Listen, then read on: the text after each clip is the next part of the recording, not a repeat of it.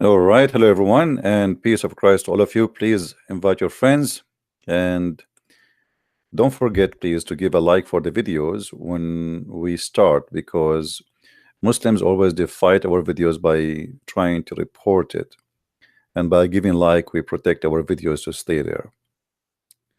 Actually, they flag one of my videos and hoping that YouTube will take it, but guess what? What happened is the opposite. The video stay there, and now you will see a notification when you try to open it. It says this video might be offensive, which will make more people want to see why this video is more offensive. So Muslims, they try their best, but you cannot. Especially my videos are downloaded, shared everywhere. So keep trying. Today our topic is about fear. Fear is a very, very important let us say practice, or let us say play a huge impact on the cult of Islam.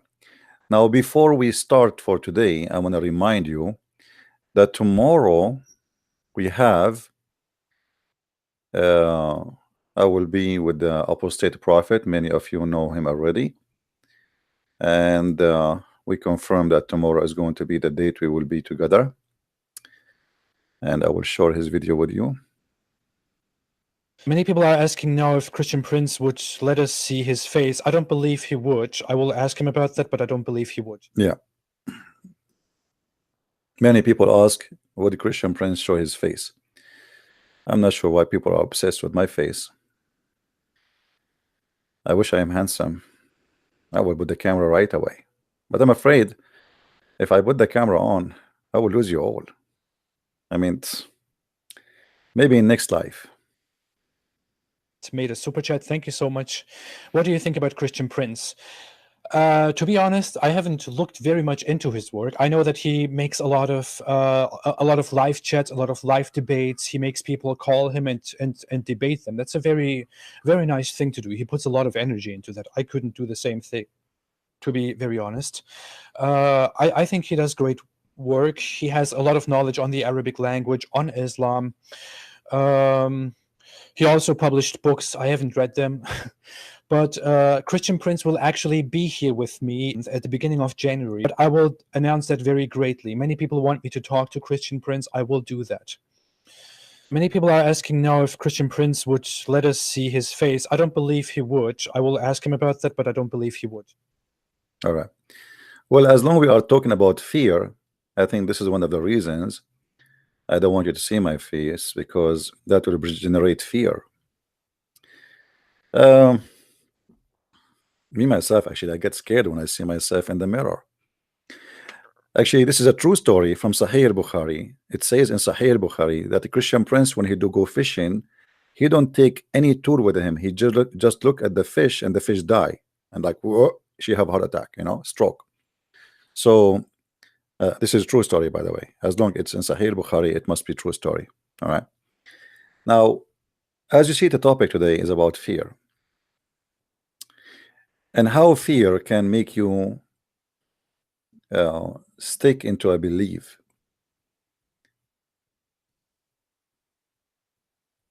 Many people notice that Islam, it's a profession in Islam to do terrorism, but Muhammad was the first terrorist anyway. When Muhammad he said, I've been victorious by terror, the first question we should ask ourselves, why Muhammad he was victorious by terror, and how terror can be making you victorious. You see, I can sit and talk to you and try to convince you of making a deal with me, and you don't agree, and then I can put a gun in your head, and then in a second you sign the deal. You sign even without reading the deal. And that is exactly what Islam is about. Islam tried to put a gun in your head trying, even if they can't do it literally, they will do it. If they cannot, then they will try to install fear in your heart. If you remember once, as long we have a picture of a lady here, we showed you how Muhammad he installed fear in the heart of Muslim women as a start, and we will see that fear is everywhere.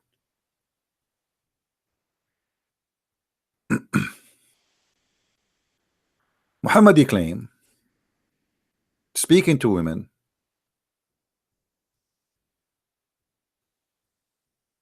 that the most people who go to hell are females.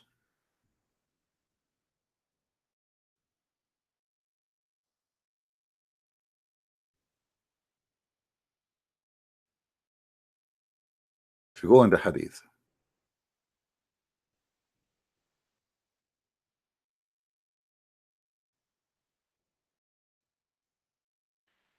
we will find tons of stories about Muhammad scaring women,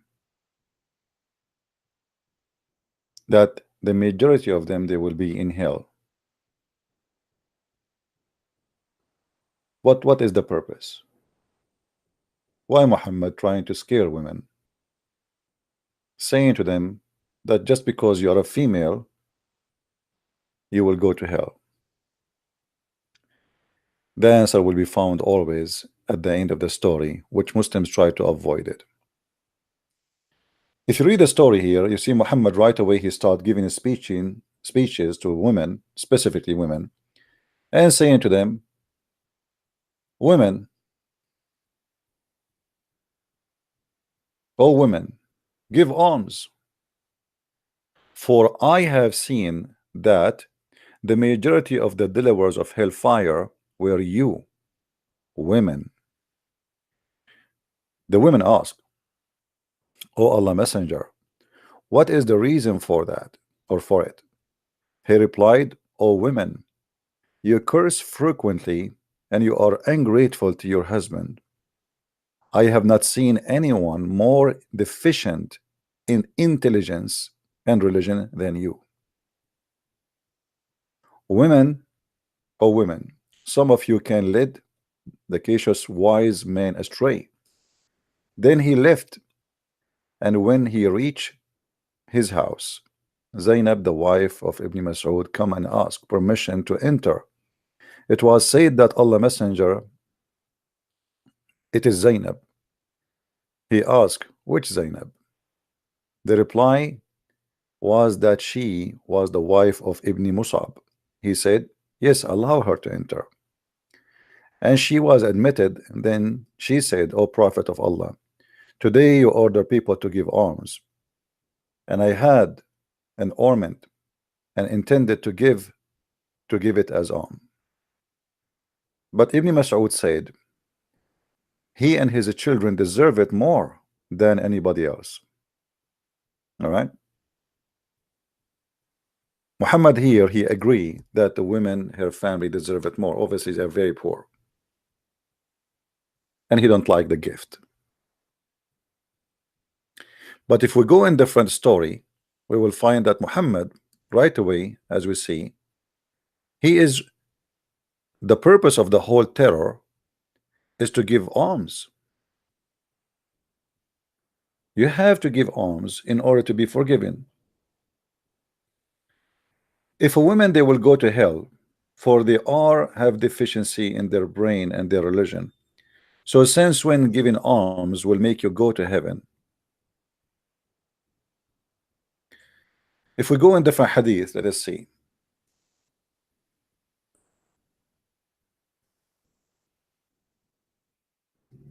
Here you see Muhammad, how he's trying to strip normal people around him from their money. And this poor woman, who she is very poor, and she have a bunch of kids and family, she found that now she have to give money to the Prophet because she will go to hell. How I can stop that? The Prophet, he said from the beginning, give alms. And the alms to go to who? Not to the poor, not to Muhammad himself. And Muhammad, he claimed that the reason for women to go to hell because they curse a lot, they lead men into astray, and they have a lack of intellect, and because they have their period. But the major two reasons of going to hell, they have a lack of intelligence and common sense, and they have their menstruation. This is what the lack of intelligence is. Oh, sorry, the lack of religion is. All those stories in front of us are very, very authentic. So Muslims cannot say this is a lie. Now, if you are a Muslim woman watching and listening to a prophet, you believe he is a prophet, what you will do? You will give alms, because now he just confirmed to you that the only way for you not to go to hell is to give alms. In different hadith, Muhammad, he said that right away. The women, they start giving money to the prophet, and Bilal, he start collecting the jewelries and the bracelets from their from their hands. He scared the hell of them. You will go to hell. And here you will notice that when Muhammad he speak about going to hell and he give the reasoning for them, he reason using uneducated people, naive people who they are, trusting his words that he is saying the truth. Why we will go to hell? You curse frequently, but don't many curse frequently too? I mean, why Muhammad don't say the one who curse he will go to hell? And by the way, Muhammad himself, he curse. Muhammad even he claimed that he have a deal with his God because he used to curse a lot, and even he beat people.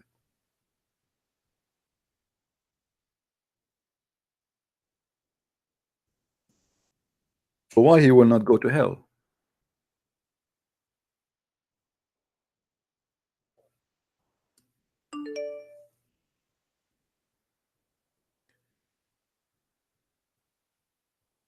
Two men, they came to Muhammad, and Muhammad start cursing them, and actually he start even beating them.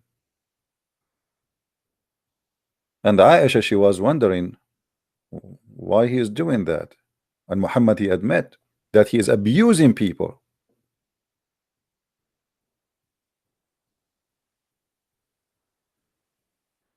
And he claimed that he have a deal with his people, that if he abuse people from his people, Allah will put a blessing on them for that abuse. So if Muhammad curse and if Muhammad abuse, it's a blessing for you. But if you do abuse, you go to hell.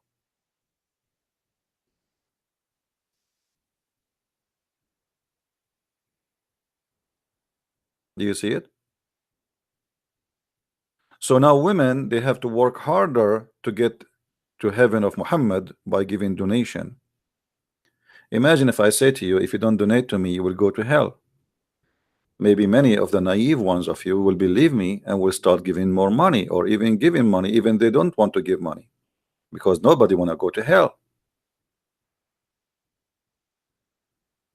Muhammad, he don't say seek forgiveness and pray. He said give alms. This is the purpose of this story.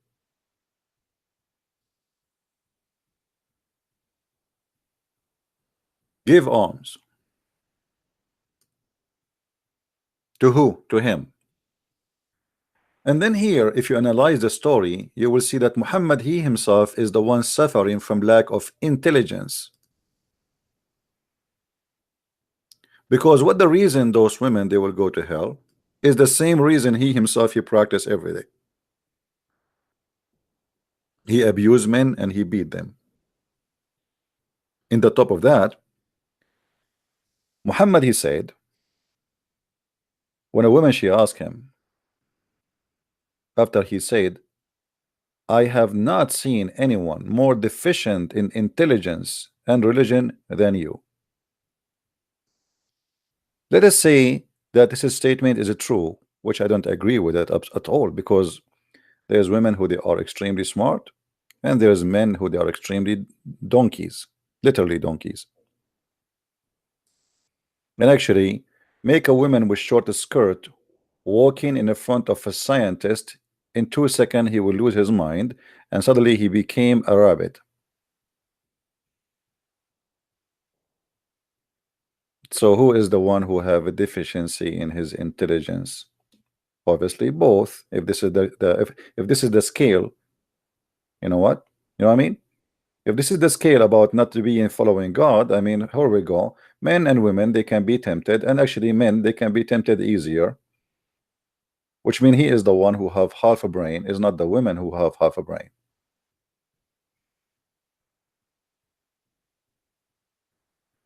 But if we go analyze this speech, we will find that Muhammad, not only he have a lack of intellect, he is speaking something extremely stupid. When somebody says that women, they have a lack of intellect and they have deficiency in their intelligence, now if I am the maid of God, why I will go to hell because God made me not smart? Is that right?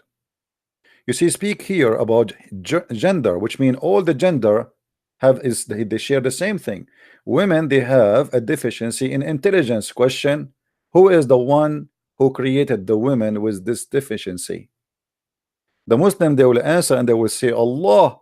Well, here we go. That means your God, Allah, is the one should go to hell.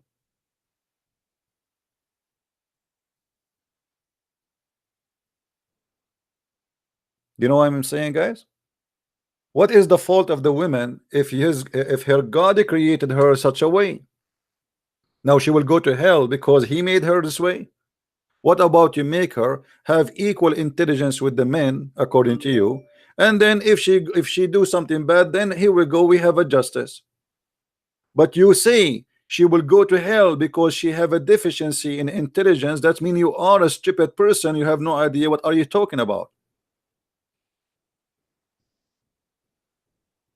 A person who is crazy, he should not go to hell if he is literally crazy, because God did not give him the ability to recognize what is right, what's wrong. If God is about justice, and obviously the God of Islam is not, he should not judge women if they have lack of intellect because of the lack of the intellect. Because lack of intellect should not be the reason to go to heaven or to hell if this is deficiency made by God himself. As you see, it's not about an individual woman, it's about women.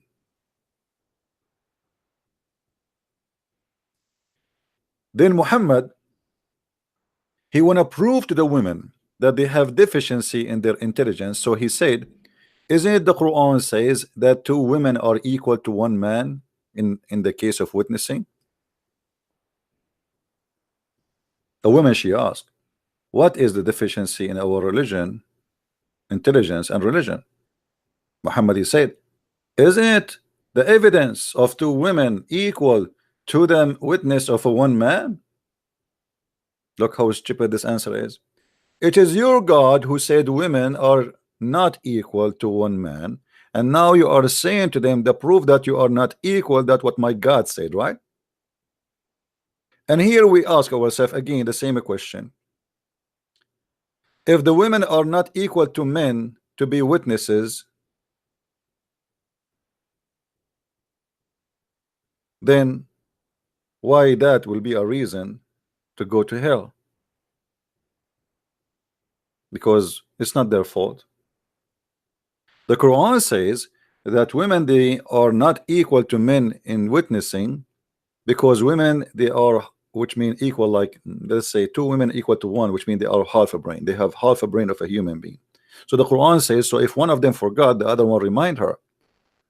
But men, they don't even remember what they ate yesterday.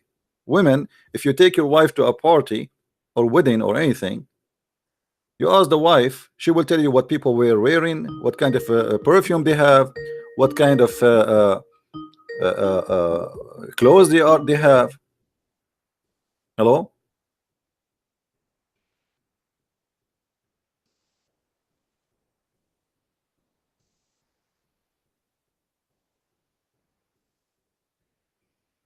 Are you there? Hello, please, sir. Please, how are you, sir? I'm fine. Are you a Muslim, my friend? No, no, no, no, no. Well, don't call me then, please. Until I say you can call me. Only Muslims can call me, please. Don't call me unless you are a Muslim. Why you won't debate me? Look at this guy. Let us see.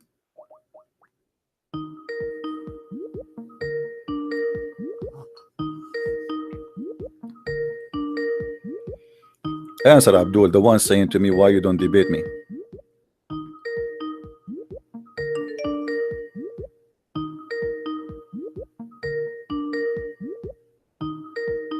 So why you don't debate me and you don't want to answer the Skype? All right, good one.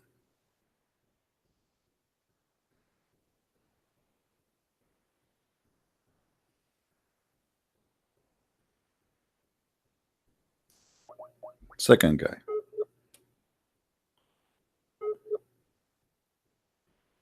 This guy, even his internet is not there. All of them, they want to challenge me, but when I call them, they don't even answer. All right. Let us see the third one.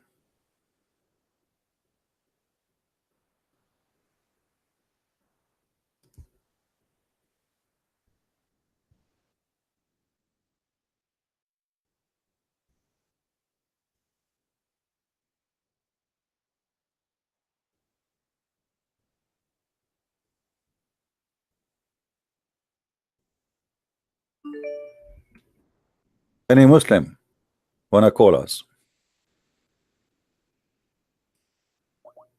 Call me.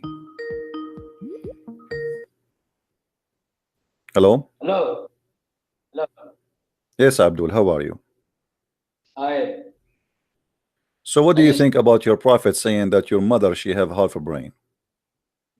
man, I just want to tell you one thing. Don't tell me one Okay? thing. We have a topic. What do you think? I want you to tell me 10 things, not one.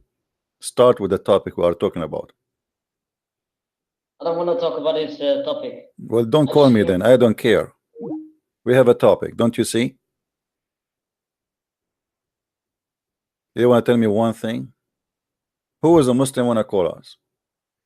What kind of a prophet is speaking that women, they will go to hell because the Quran says 2 women equal to 1 man to be witness in the court?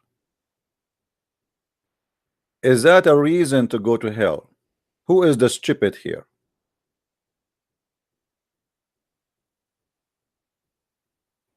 Who is the stupid here?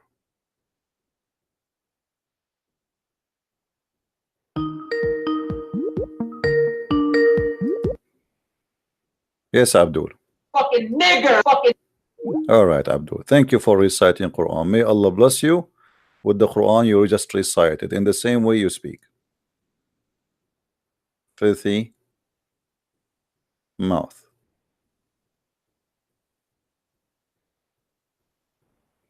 Garbage in, garbage out. Did I make the devil upset? Did I step in his toes or his nose or his tail? Who is a Muslim want to show us how this fear will work? Why he need to make fear in the heart of the Muslim women in order to make them go and make donation for him?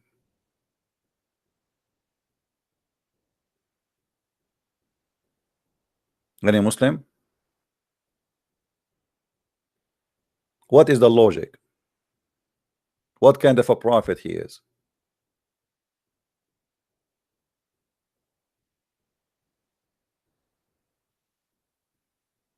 Hmm? In different hadith, even Muhammad, he said that you are the wood of the hellfire. Imagine, women are the wood of the hellfire.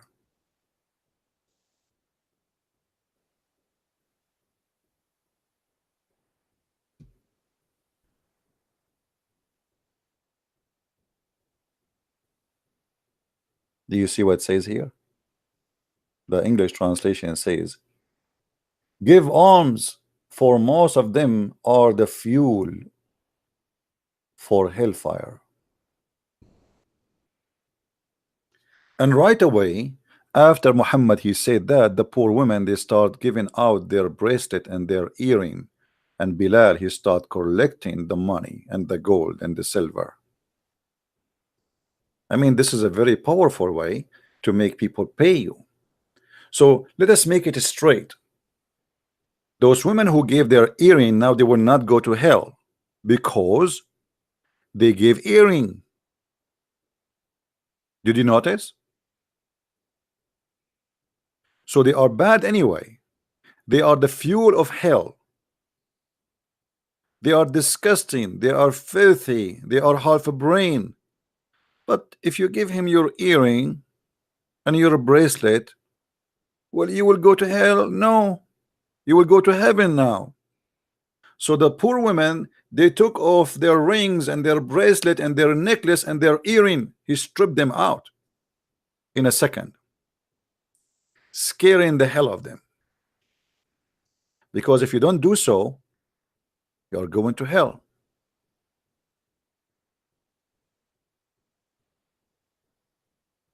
What kind of cult this cult is?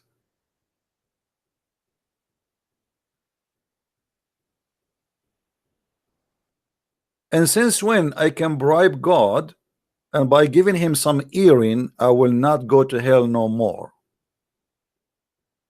Let us say that Muhammad is saying the truth, that was with women, they are going to go to hell. But how this is can be truthful, that if we give Muhammad some bracelet, we will not go to hell no more?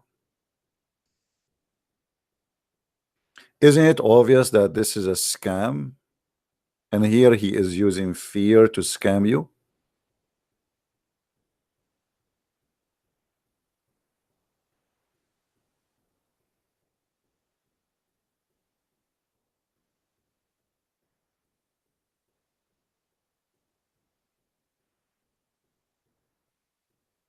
The same logic Muhammad he used with men, but in different way.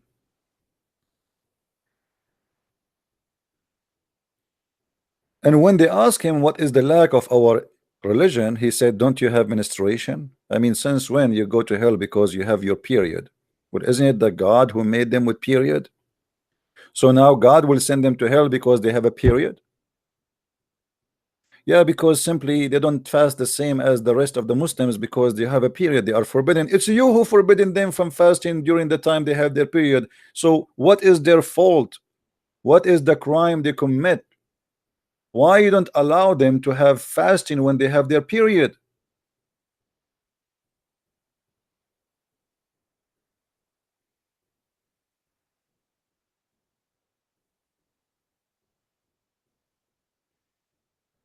When Muhammad he is trying to prove the lack of intellect, he used a very false reasoning, saying, isn't the Quran says that 2 women equal to 1 man? And then he says about them have a lack of they are bad in religion. He said, well, isn't it true that women can neither pray nor fast during her menses? I mean, how stupid that is. You are saying to those women that you will go to hell because they have their menses. Now you have to make a donation.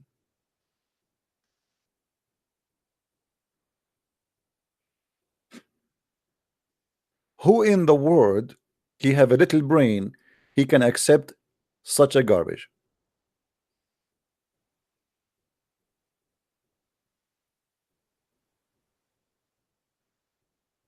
Do we have any Muslim?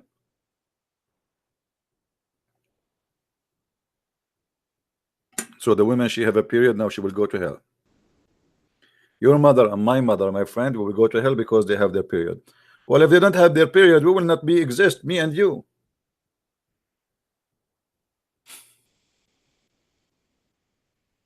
This is a God and this is a prophet of God, and this is your smart prophet. If this is the smart, who is the stupid? Bilal is a slave who Muhammad he take him with him wherever he go to serve him.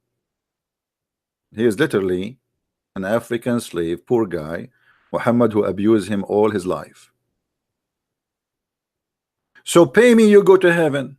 Okay, you are bad, you have a lack of intellect, you have a lack of intelligence, you are going to go to hell, you are not good, but if you pay me, forget it. You are going to go to heaven, my friend. Where is your intelligence, Muslims? Isn't it obvious that this guy is a scammer?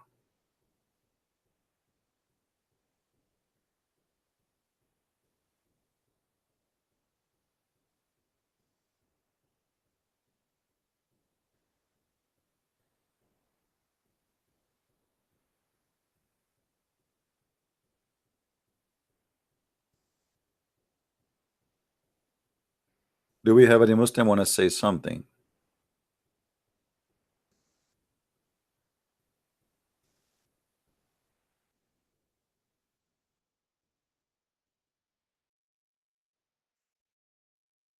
How in the world you can accept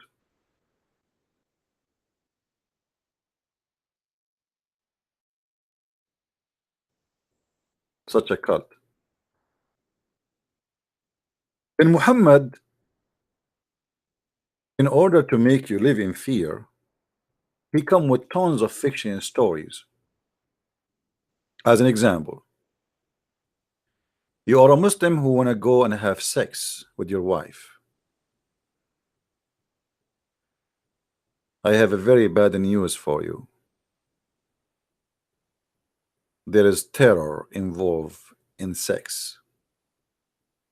You need the God of Muhammad to prevent Shaitan from rounding himself around your penis. If you don't say certain prayer, Shaitan, he will round himself around your penis and he will be doing your wife.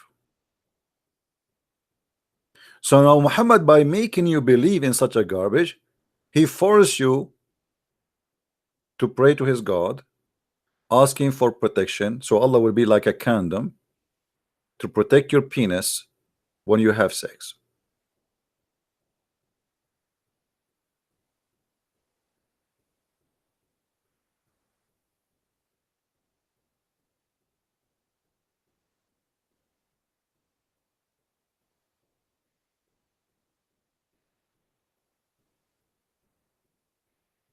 Is that really a messenger of God? Is that the message of God? Is really God is exist to protect my penis? This God who I believe in him, he will not protect my penis unless I say this prayer? Is that an activation for the kingdom of Allah? To make it more clear, you as a Muslim, you are not protected by Allah when you have sex with your wife unless you say those words. Otherwise, you've been screwed. You are going to have a threesome with your wife. You and the Shaitan and your wife. Have fun.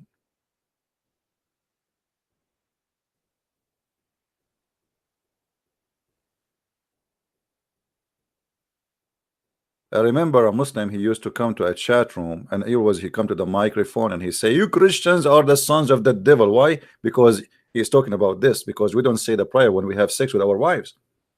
So I said to him, as usual, are you sure? He said, yes. I said, this hadith, are you sure about it? He said, yes. I said, are you sure? 3 times. He said, what's wrong with you? I told you it's sure. I said, okay, but this is mean your prophet himself is the son of the devil?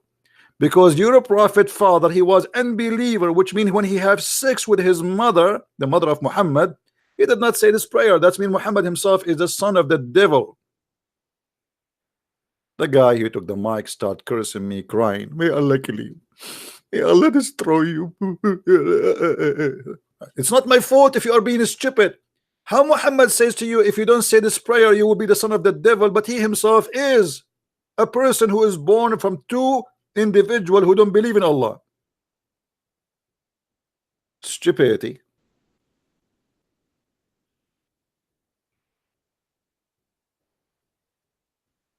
It's not my fault.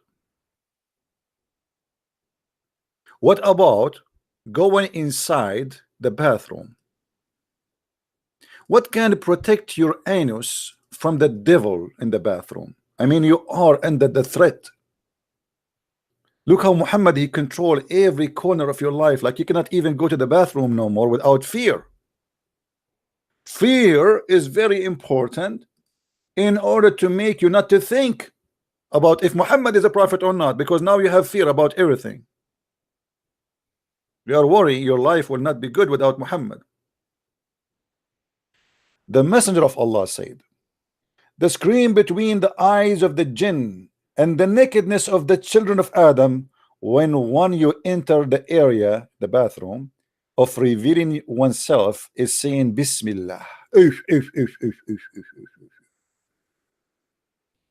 So now I want to enter the shithole, excuse my language, and I cannot be there unless I say the name of Allah. I mean, how holy this religion is.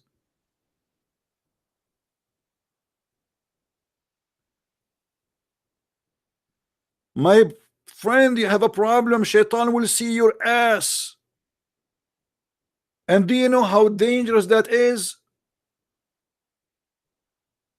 He will not only look, he will play with it. I can show you different hadith where it says he will play, he will go in. So now in order to protect our ass from the shaitan, we have to say certain words, otherwise we are in danger. Fear of being seen naked by shaitan. And you will notice here, shaitan, he can see you naked only in the bathroom. But aren't you the one who said to me, before we have sex, we have to say this, otherwise shaitan cannot hurt us?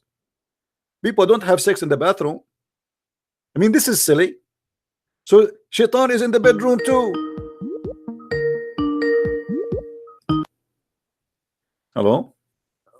Assalamu alaikum, Christian Prince, you're right. Wa alaikum assalam. Yes, my friend. Are you a Muslim? Yeah, in the Muslim family. And okay, what do you think about this, my friend? What you on screen now? I'm talking about your prophet saying, like, if you go in the bathroom, you don't say certain prayer, shaitan, he will do something to your ass. What do you think? Now, yeah, what do I think of that? I've been watching your videos for the past 5-6 months. Been following you for about 5-6 months. My Muslim brothers and friends have come across and said that these are interpretations of people living in the past which do not really have knowledge. That's what I'm thinking. I don't really believe. Give me your interpretation. You are living, my friend, in the year 2019. Give me your interpretation. Go ahead. Why you need to say certain prayer before you go to the bathroom? You give me your interpretation. I'm listening. My interpretation, you don't need to say any prayer to go to the bathroom. So why Muhammad he said that then? Why he said that? He was making fun of us? He was lying to us? This the interpretation of the person who said is Muwatta. Is it Muwatta? I'm just following, looking at YouTube, just going up. Oh no, I'm showing you from many places. This is not necessarily here. Anything, whatever you want, and we are showing you. But yeah, sorry, Sippy, do interrupt. Do you understand my point where I'm saying that this is like people? I mean, a lot of people have said that these are people living in the era, like, I mean, the year 2018 now, and they're living in the era of whatever it is, 14 years ago, Islam, 15 years ago, what their understanding of this is, they're putting down that. Well, I mean, I can't understand why you want to say a prayer to have a shit. Sorry, excuse my friend. Sorry about that. Yeah, no problem. But it's at the end of the day, you as a Muslim, how you deal with this madness? I mean, your prophet, obviously, he said those things, and now the Muslims, they try to say, oh, this is da'if and this is sahih and etc., just to avoid. I don't think Islam is based upon these Muslims that you get on. Sorry, I'm not. I am born in a Muslim family, and okay. What about the Quran? Do you think the Quran is based on fear? Yeah, I do believe it's based on fear. So why? Let us see. Do you know when Muhammad he said to the Christians specifically and the Jews that if you don't believe on me, I am going to erase the details of your faces. Yeah, I've seen that. Yeah. Okay, I so mean, so what is that? I mean, makes- why such a statement is there? And if Muhammad is a true prophet, imagine now you call me and I say to you, my friend, if you don't believe in me before you hang up the phone tonight, my Lord will erase your eyes and your nose, and he will make your nose upside down, will go inside your head, and your eyes will go, and your eyebrows will go, and your mouth will be stitched, and you cannot even talk. Why is that? sounds like a film, doesn't it? No, that don't make sense. But I would like to put something in towards this, that like I do agree with you. This is not the Uthmani Quran or the Quran that Muhammad said that these four Sahaba would bring forward. This is the Hafs version, right? And maybe there's some misinterpretation. I don't want to say corrupt, but maybe some misinterpretation of things come along. No, but all with it. Muslims, you see, the problem is I didn't see any Mm. Muslims saying this is not the true Quran. All the Muslims, they say that this is the Quran. So, and I'm not a Shia. Sorry, CP. I'm not a Shia, but I do speak to some friends who are Shia, and they say that Ali had actually memorized the Quran, and he will bring forth that Quran, because the companions or the Sahabas no, we don't accept this Quran, but they will bring forward that Quran. That is the true preservation. I don't know where yeah, but that you are stands. Sunni anyway, so Sunni, this is what they have. And even the Shia, I mean, the Sunni, you see the Quran. There's no Quran, actually. I believe there's no Quran. This is just a collection of stories. Nobody knows where they're coming from. But however, as long as the Muslims believe that this is their book and they call it holy book, then we have to deal with the holy book they have in their hand. So when a God, he is trying to convince me to believe in Muhammad and me as a Christian, and he said to me, oh, you have to believe before we elaborate faces, erasing the eyes and the nose and the eyebrows in them, and turn them inside out and make them like naps of the necks of a flat plate, or curse them by transforming them into apes, as we cursed and transformed those who broke the Sabbath. So this God, obviously, he gave up. He could not convince me to believe in him. So now what he's saying to me today, today, you better do it now before I do this to you. I'm going to erase your eyebrows. I mean, what kind of a threat this threat is? How silly and how stupid, right? Yeah, it doesn't make sense now. It doesn't make sense. And as you see, I'm showing the screen even how the Muslim give interpretation. This is not my interpretation. It's not me who is saying this is what it says, right? Is this Jalalain or is this? This is a Jalalain. Yes, I can change it for you. It doesn't matter. Whatever you like, we can put it for you. No. They all gonna say the same. They're pretty different. So what kind of? And here we go. We did not believe in Muhammad. Why Allah did not erase my eyebrows? Yeah, that's my question as well. You know, obviously this was a scam. It's just a threat, and Muhammad is not capable. His God is a fake. He was scaring people, trying to convince them to join his religion. Otherwise, and you see here the Muslim, they cannot say this is in the judgment day, because he compared this as the same as he did to the Jews, and supposedly he did that already to the Jews in the past. It's not in the judgment day. Okay, no, this being set aside, I agree upon what you're saying there. I don't agree with this as well, but my question to you is this: that the year 2018, we have a different understanding of things, how they are. We have an understanding of how the universe operates. We know the sun doesn't go into murky water. We know the sun is in deep space and we orbit itself. We have an understanding. These people who actually gave their views on what these meant, maybe they never had an understanding of what is what, you know. But what do you do now today as a Muslim today? I have no idea. I mean, did you decide to be Muslim, my friend? Well, CP, listen. The thing is, right? I'm scared. You know what I'm scared of? Not people. I'm scared of my soul. My soul is what is going to be punished, or is going to be actually given hope. You know, spirituality. Like, this is what I fear. I mean, I followed you. I've seen.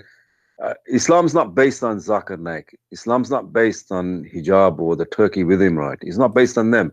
Islam is based on the Quran, the text I have to look and read. And when I look at them, I get confused. I mean, I watch you, and I listen to you, and I see everything on there, and I just look and check, and I can't fault you.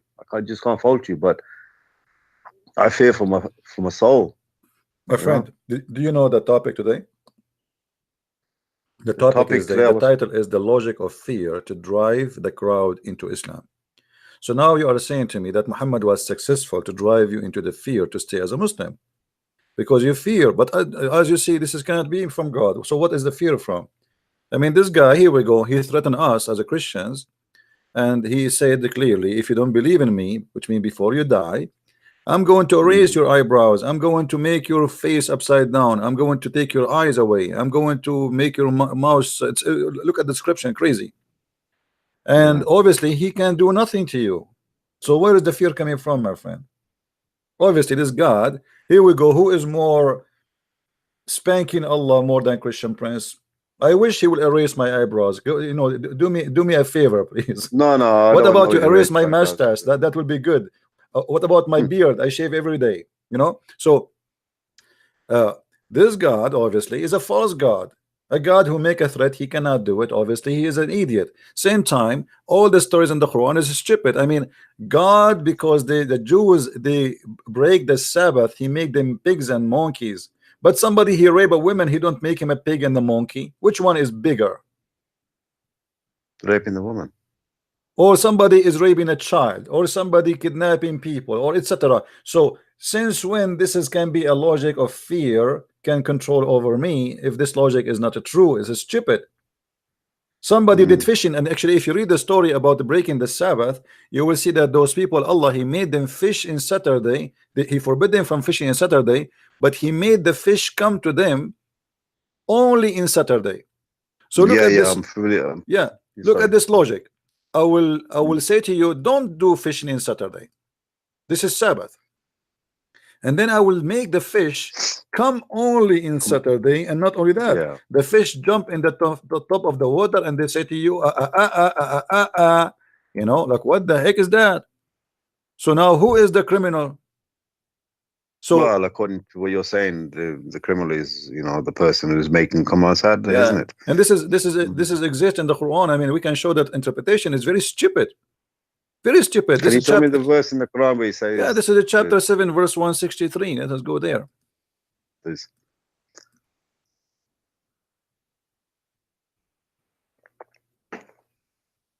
What kind of a mad prophet this prophet is? You have a mental illness, you know. Let us see. I hope you are not getting offended by what I say, but this is how I see it. You know, I'm saying what I believe. CP, if I was getting offended, I would actually reply back straight away. All right. I listen, like I said, I've been listening. So okay, read with me. If you want me to change the translation, the Jalalain, we will change it. No problem. No, I'm reading. Last time, Muhammad rebuke. Read loud. No, I'll mumble. Sorry, let me just. If I read to myself in my head, I can understand it. The Lord was benefits of his inhabitants. How would they transgress by fishing? Instead, commanding not to do this on the day. Verbal qualifier of your time, they would transgress the fishing command day surface, the surface of water, but on the day they did not observe, they would try to concentrate the Sabbath.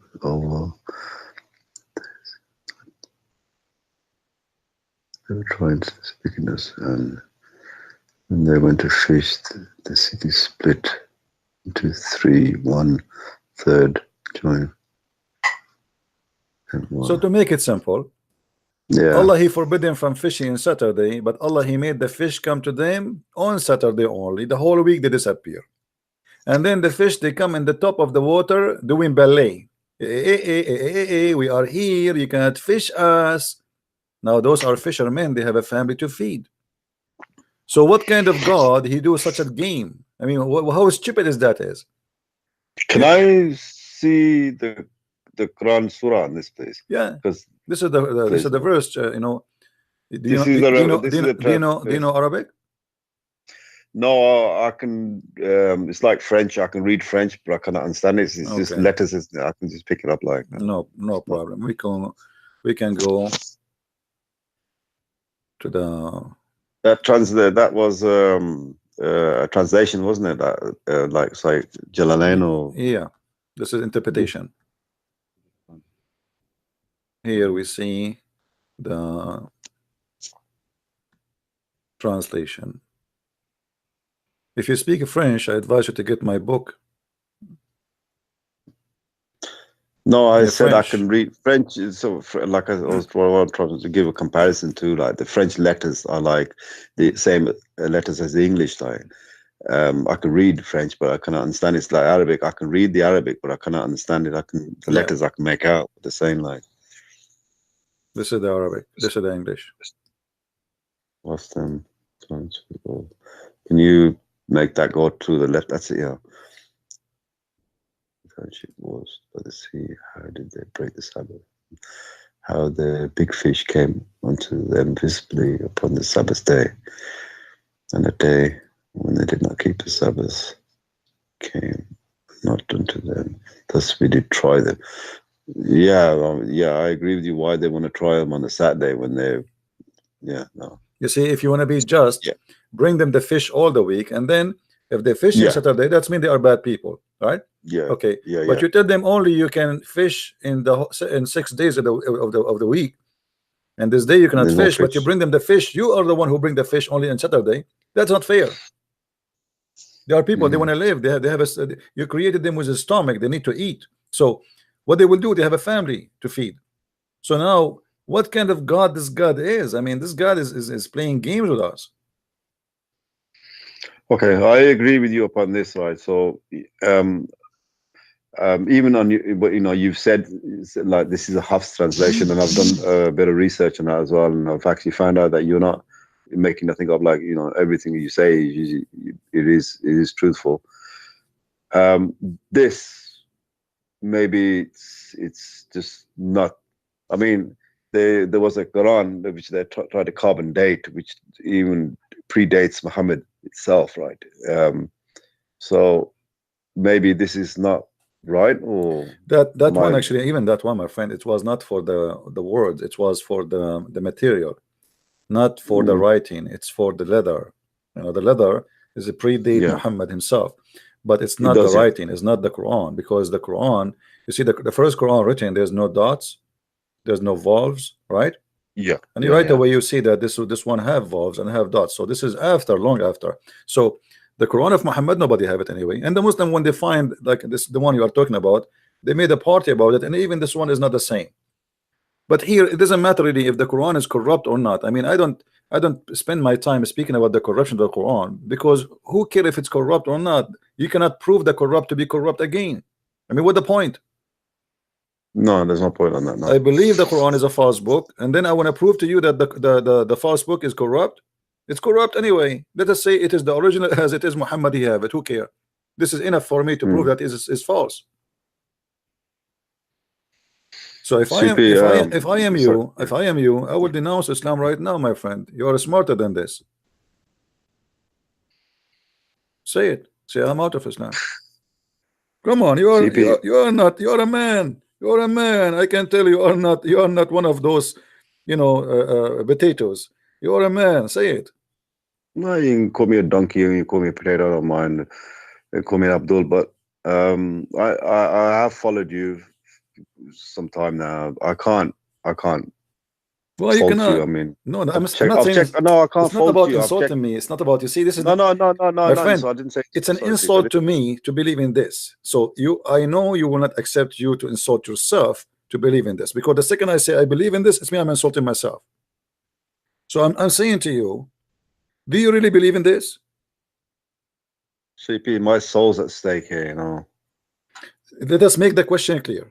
Forget about your soul now. Do you really believe in this? No. Okay, so that's it. You're out of Islam. Why you don't say it? Come on. What is missing here? You just said no. You don't believe in this. Do you understand my my soul's at stake here. You know, My that's what I friend, feel. this God, he cannot hurt your soul. This God is the devil. He is hurting you by following this, not by leaving it. This God, he can do nothing. You know, this God, he made a chapter. It's called the chapter of the elephant. You heard of it, right? Yeah. The elephant. I've Okay, heard what of is that the one. elephant chapter? That there's an army Well, came to destroy the Kaaba, and Allah he sent birds, and the birds they throw rocks, and the rocks they destroy the army which would have destroyed the Kaaba. Where was the bird of Allah when the Americans are flying in the top of the Kaaba with the F-16? well, Where is first the thing that enemy? Where came is the to army of Allah? The birds. When Al-Qurmuti came and destroyed the Kaaba, literally stone by stone, and he was screaming. Not only he destroyed, he was screaming in the middle of the Kaaba, saying, "Allah, where is your birds?" And then he took the stone for more than 21 years, and then the Muslim they have to pay a ransom, so he might return it back, and he sent it to them pieces. You know, this story that you said about the Kaaba stone disappearing, is that from the Hadith, or is it Yeah, this is all from this. Yeah, because this is long after Muhammad, you know. Yeah. Yeah, no, I don't want to say. I just want to ask you. This is like, from the it is histories from- of Islam. All the Muslims agree with it. The Kaaba actually destroyed many times by Hajjaj, destroyed by Al-Qurmuti, destroyed many times. So, but Al-Qurmuti he did something different from the rest. Al-Qurmuti he stood in the top of the Kaaba after being destroyed, and he was screaming to Allah, saying, "Where is your birds?" Which means you're a liar. Here we go. The whole story about the elephants in the Quran is nothing but a lie. Well, yeah, the first thing that came to my head was like the elephants need water. What are they doing in the sub-Saharan desert? Like, they ain't gonna survive there. They how the cannot elephants even gonna reach Mecca. How you can bring an army of elephant into Mecca? Well, that's the first thing that came to my head, and that's what when I started questioning. I started searching and started looking, and I came across you. And my friend, if the Kaaba is protected by the birds of Allah, why the Saudi are buying the F-16 of American and the AWACS? I mean, who? Come on, your land is protected by the birds of Allah.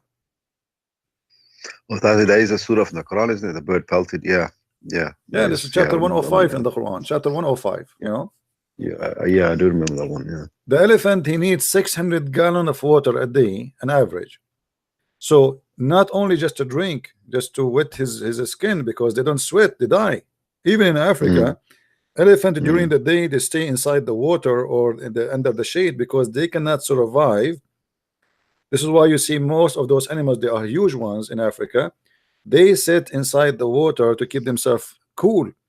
They cannot live without the water. They have to live in an area have a lot of water, otherwise they will die literally. So how in the world you want to convince me that this is an army of elephants coming to destroy the Kaaba, going through the desert of Saudi Arabia for thousands of kilometers without water? You know? Yeah, no, that's what I said to myself, and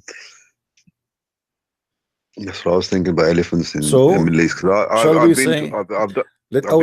will ask you the question again. You've been to Hajj, huh? I've been to Hajj. What about the black stone? Did you kiss it, my friend? Did you kiss the black stone? No, I never kissed the black stone. Why did you not kiss it, man? You miss a lot. I did. There's a big rush there. I mean, I couldn't get near it. I mean, look, I'm not gonna lie to you. I followed it passionately. I did. I followed it passionately. I was practicing for 5 years non-stop. 5 times salah a day. 5 years non-stop, and then I started reading and started looking at things and start thinking, this don't make sense. This don't make sense. And when I see the elephants part come up and think, hang on, elephants need water, and that's when I start questioning. And then I start looking. But I kept saying to myself, my soul, I fear for my soul. I do, seriously, I do. You don't know how it feels like, but my friend, everybody has. There's no fear. I have no fear from the God of Islam, for a very simple reason. He's fake. He cannot be God. God is not stupid. He don't say stupid things. You know. And the black stone is additional proof that Muhammad is nothing but a pagan. When Abu Bakr he was speaking to somebody who he don't like because he is not being a Muslim, Abu Bakr he said to him, "Imsus badr al-lat." You know what badr al-lat mean? No. Go and suck the clitoris of al-lat. Yeah, I've heard about that. Yeah. Okay, so the black stone look like a vagina and present the god of fertility, Allat, have a brother, have a clitoris. So now go and suck it. You don't like us as Muslims? You don't like Muhammad? You don't like Allah? Okay, go and suck the clitoris of Allat. And this is the hadith in front of you.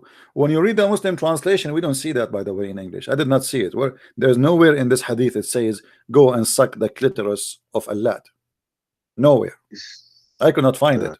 In Arabic is something, in English is something else. So this is a very cult religion. Have you ever heard of a religion teaching you that if you touch stones, they erase your sin? Yeah, no, I heard about that as well. That's why I was trying to get close to the stone myself as well. I mean, I was just, it's blind. Don't get me wrong. I'm not trying to criticize myself, but just like blind, passionate faith, just purely believing. I don't believe to actually kill other people to make myself feel better. I was believing. You know, I believe that this was my passion. This is right. This is, you know, this is it. I practiced 5 times for 5 years. I practiced. I prayed. I bowed down, and I fasted as well. I've done everything, and I've done it passionately as well. I had a girlfriend when I came back, and I said to her, "Look, I can't touch you. I've done Hajj. We need to do a nikah, which I thought meant marriage." And afterwards, I find out then when I look at nikah, what it means, somebody comes to me and says, if somebody comes to me and says, "I want to do nikah with your daughter," I'm going to look at him and say, "You know what? Sorry about my French, but what the hell are you talking about?" I would find that vulgar as well. Just by somebody saying that to me as well. "You want to do nikah with my daughter?" No. "You want to take marriage? You don't want to marry my daughter?" Yeah, that's different. But then I start thinking about this stuff. But anyway, I said to my girlfriend, "Look, we need to." I don't want to use the word nikah. I said, "Well, we need to get married before I can actually touch you." That's how passionate I was. And then I started reading, and then I come across and just thinking, and I started questioning myself. This don't make sense. This don't make sense. And I kept saying to myself, maybe like it's a different era. You know, maybe like it's just I think differently now, and then people think maybe it's the wrong translation. This is why I keep saying. I said to you in the start when I came on, I said, maybe it's what they thought it meant at the time because they're living in that past era. No, my friend, it's in Arabic. It's in Arabic. It's clear. We are Arab. We speak Arabic. This is our language, and there's no need for translation. So no, they did not get it wrong. There is some stuff Muslims get it wrong. As an example, Muhammad did not know how to write or to read. I agree with that, but still I have to go with it because Muslims, they believe in that. So I don't really. As long as they believe in it, it's not a problem. But from what I learned from you, that you don't believe in this garbage anymore. So why you don't say I'm out? Just say it. You know what? I'm gonna hold you responsible for my soul goes to hell. I'm out of this. All right. Thank you very much. Hallelujah. Thank you very much. He is out of this garbage. I'm really happy for you. You don't fit there. You are not. You cannot be there. You remember my word. I'm going to hold you responsible for my soul. Right? You are responsible, and I am responsible for making you leave this cult. And don't worry. I say to you, do you know how many people I made them leave Islam every month? So I am responsible. I don't fear anyone for doing this. Today I just did good by helping you to go out. I have no fear for what I am doing because simply this is the right thing to do. Now, my friend, me as a Christian, you know, I'm Christian Prince, right? Yeah. Which means I am a Christian person, and I invite you right now to accept the Messiah as your Lord, as your Savior. What do you think about the Messiah? I have a lot of respect for Jesus, right? Yeah, I have a lot of respect for Jesus, and even through your videos, which I used to believe that Isa was Jesus, and when I watched your videos and I start questioning that Isa bin Maryam, and then Maryam had a brother called Aaron, and Aaron was never Maryam's brother. Even the stories there related that Jesus was sinful and he was raised to heaven, and you know, and it wasn't meant Jesus wasn't on the cross. Anyway, putting all that aside, he's sinful, right? I do believe that I have a lot of respect for Jesus. I don't, but I need to do a bit more research and watch you much more. Okay, what is preventing you? What is preventing you now from saying I believe in Jesus as my savior? Maybe I can help you. Maybe because I haven't read Bible scriptures, right, to actually understand Jesus' life more in detail. You know, because it's just confusing. CPO, just. Well, you know, the Messiah is a very simple person to understand. He's good, he's wise, he's wonderful, he is loving, he's peaceful, and he taught us, you know, if I give you two words of Jesus, you can live with it. From their fruits you shall know them, as an example. I do not need to read a book, right? From their fruits you shall know them. His name is a Christian Prince, but his fruit is bad. Well, he is no Christian and he is no prince. As simple as that. You know what I mean? So from their fruit you shall know them. Wonderful wisdom, very easy. It's not complicated. God is simple. You know, those who curse you, bless them. Love those who hate you, those who curse you. If you think about it, okay, I did not study the Bible, I did not read the whole book, but look at Jesus saying to me something is very useful and very healthy for all mankind, even according to science, according to doctors. Those who have no energy for revenge, they don't want to revenge, they don't want to hate people, even the one who harmed them, they live happier and they die happy. So even by science, if you practice the teaching of Christ that you don't hate your enemy, love your enemy, you will live happy until the last second in your life. So Jesus bring peace inside you in your inner, bring peace around you, because even the enemy around you don't see them as enemies. You know, you don't have fear. He killed the fear inside you. When you don't see any enemies, that's mean I killed my fear from you being my enemy. Even maybe you hate me, but I don't have the fear no more, for I love everybody. Okay, you kill me, you want to kill me, okay, but I don't hate you. So here you will see that Jesus, he brings something new to our life, which he make us new mankind. Is not the kind who want to revenge for somebody who hurt me. Is not the kind who hate and just you want to practice hate just because that will make me more satisfied, as the Quran says, fight them, kill them by your hands, Allah he punish them. Jesus don't want that from you. He wants you to live and to be happy. So when I say to you, accept Jesus, is not just about accepting him as your savior in the judgment day. Actually, he saved you today, because today you are in fear, as you told me. Today you are confused, as you said to me. But by practicing few sentences of what Jesus said, your life will change. I will overcome the fear. We don't want you to worship Jesus because you have fear, but because you have love. Not because Jesus is going to punish you because you did not believe in him, but because Jesus, he wants you to be saved, and Jesus, he loves you. So we have a different approach of how we see our Lord, our Savior. Even when we pray as a Christian, and I'm sure you know, we say our Father, right? Yeah. There's a huge difference between saying our Father and we are a slave of Allah. So for us, we don't, even though, I mean, God, he can demolish us, he can force us into slavery if he want, he can make us whatever he want. But even here you will see that he wants you to speak to him as a father. So our Father out of heaven. So the relationship between us and him is not about slavery and abuse. It's about love and being the children of God. So when I invite you to accept Jesus, I'm not asking you to just to get a new God. I'm asking you to join a new family, a real family, where God is our provider, our protector, and we have no fear, and we live in love and harmony with ourselves and people around us. So I invite you again to accept that Jesus is the one who will give you protection and will provide you with the harmony of love for your family, for your friends, for your society, and you will drop your hate and you will drop your fear and you will leave the darkness and you will be a new person. And that's why we call ourselves born again Christian. So again, I invite you to accept Jesus, my friend.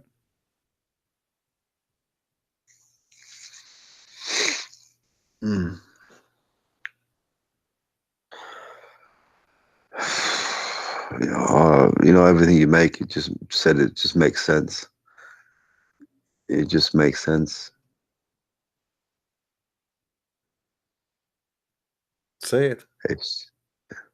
It's just really, you know.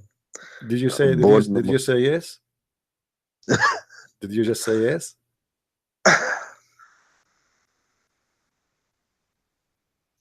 You know, I don't think you understand how bad this is. You know, I'm in tears. I'm so happy for you, my friend. I'm really happy for you. Actually, many people there will be crying with you. It's okay. Don't be shy from crying. So what a big deal? I mean, let your tears wash your sin, wash your fear, wash all the previous life, and be a new person. Be born again with Jesus, and you will be a new person. My friend, I'm very happy for you. Your tears is not about shame, it's about something good. When people they cry, it's mean they have something good in their heart. It's not because they are bad. We cry for good, not for bad.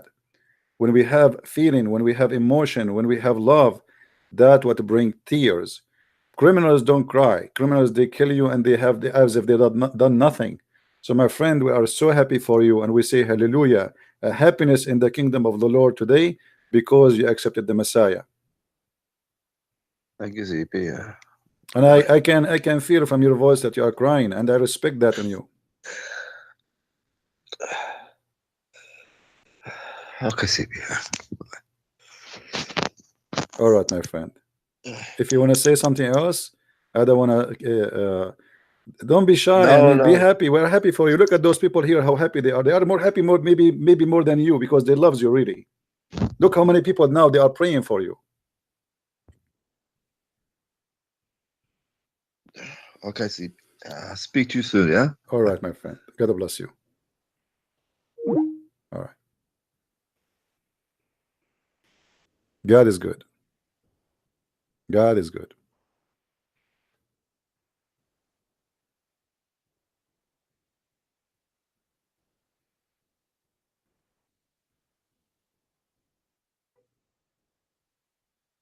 Actually, me myself, I do not know what to say.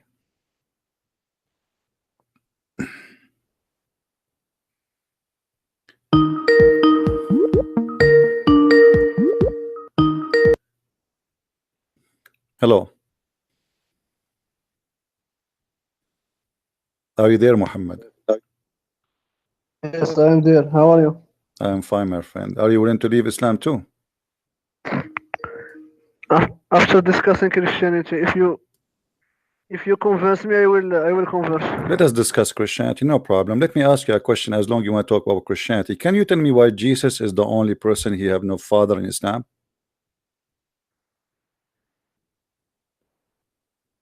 Adam has no father, has no mother. This is not true. This is a false argument, because Adam is not born. So how he can have a father? He don't have a mother, he don't have a father. He is made from mud.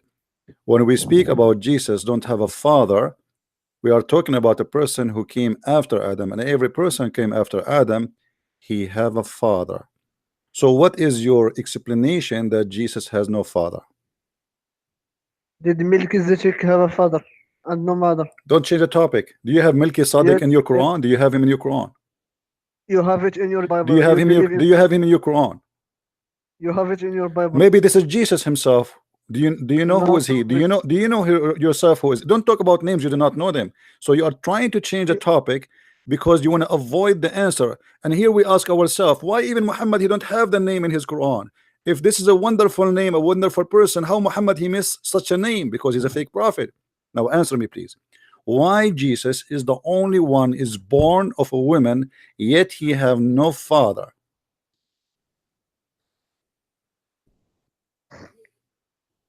But he have a mother. So this is not the question.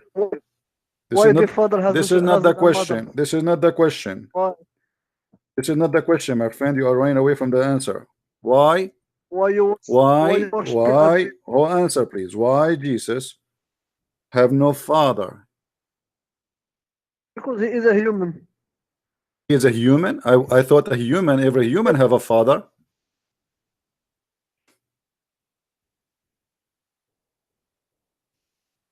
He have a mother. This is not the question. So what are you saying? If he haven't, my friend, I'm not saying to you, so what? I'm not saying anything. I'm just asking you. You are a Muslim. I am not. I am saying to you, why Jesus does not have a father in Islam. Give us the reason.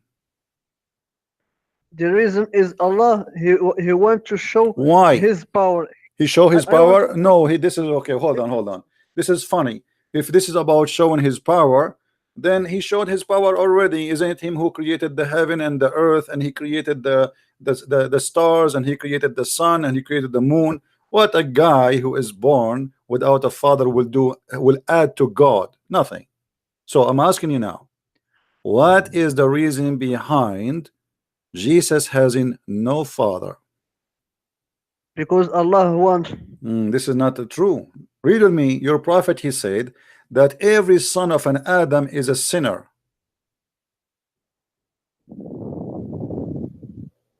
Is that correct? Every son of an Adam, every son of Adam is a sinner.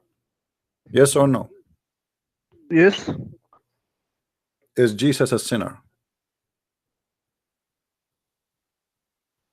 Define sin. Sin is doing something against God. Sin is doing something God did not permit you to do. So what? What is your point? Don't tell me. You see, I ask you a question. You say, "What's your point? What's your point?" Because you are terrified. What is my? This is the problem with Muslims. They are afraid of my point. I'm asking you: is Jesus a sinner? Either you say yes or you say no. The verse doesn't talk about Jesus. So what is my your friend? question? I'm asking you. Did I mention a verse? I said, "There is Jesus as a sinner." What is scaring you from answering? There is two types of sin. What? There is two types of sin. This is not the question. There is no two type. This is a lie. There is a sin. The sin is a sin. The sin is a sin. No. The sin of No. Adam was eating an apple. Is that right? Adam doesn't sin because he didn't do it intentionally. Adam he did not do it intentionally. How this happened? Yes. What do you mean? Because he forget. He forgot? Really? Yes. Where do you get this story from? From the Quran. Go to the verse. Show me the verse. Here we go. What chapter? The chapter where he talk about eating the apple in heaven. I don't know which one. You tell me. You are the scholar here now. I'm learning from you. Where it says if he forgot.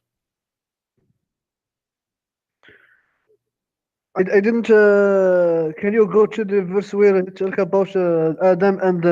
My friend, your Quran is a shish kebab book. The verses are all over.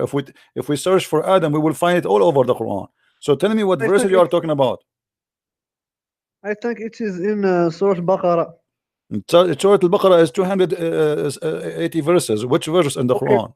Okay, let me search it now. Give me 1 minute. I will give you. Call me after 5 minutes after you find it. No, just one. No, just call me after 5 minutes. You see how much they are terrified to answer a question. Adam sinned because he forgot.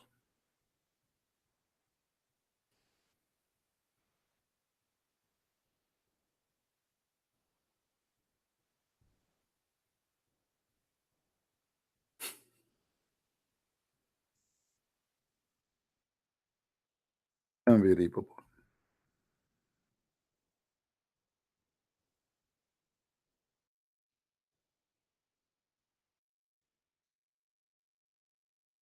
Sometimes Muslims, they don't even listen to themselves.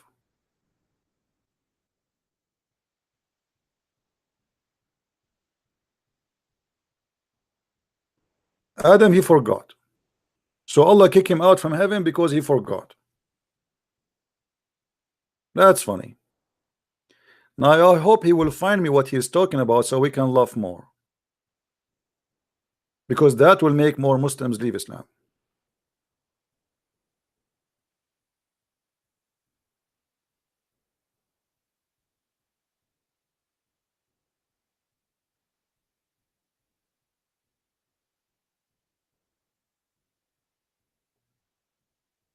And now it's going to take him maybe 10 years to find what he just said.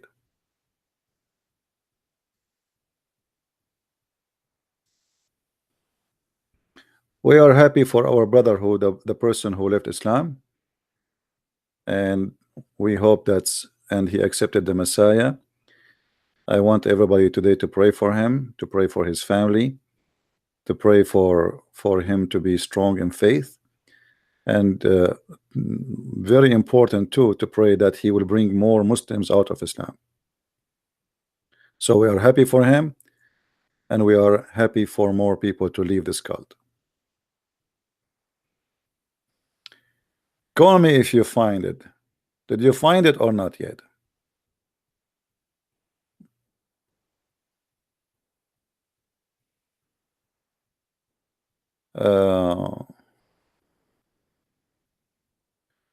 I will show you in the Bible where Jesus commits sin. Yeah, right. Do your best, my friend. You see, the Muslims are very silly people, extremely silly. I will show you where in the Bible Jesus commits sin.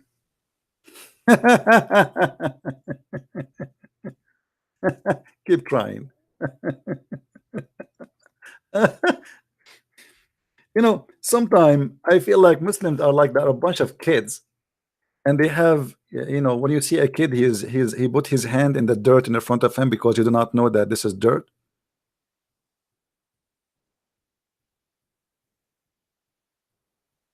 This is exactly who they are. It's like a child, he is eating dirt, he think it is cake.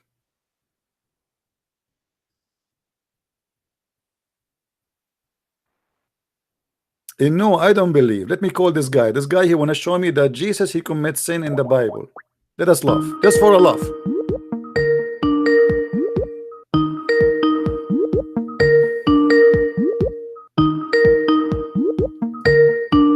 Answer, Abdul.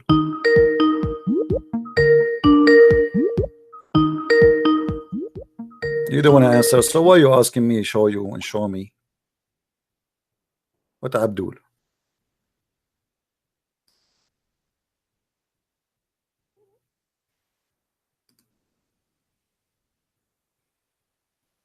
Any Muslim?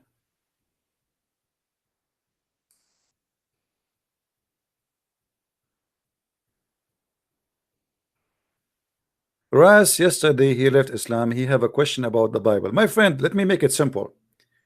Our topic here is about Islam. I don't mind to answer a question about the Bible, but I noticed that the Muslims, they try to divert our topic from exposing Muhammad. We have many channels, they have nothing to do except speaking about the Bible. Go and ask all the questions you want. We have a brother, his name is Sam Shamoon. This is what he do, speaking about the Bible. But go there, give him the question, he will answer you immediately.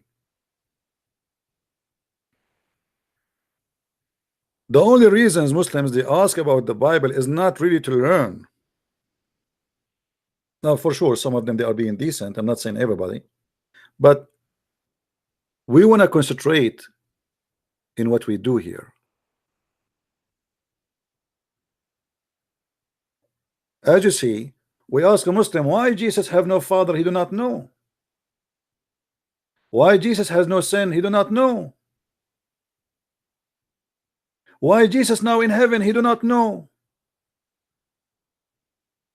A Muslim, he sent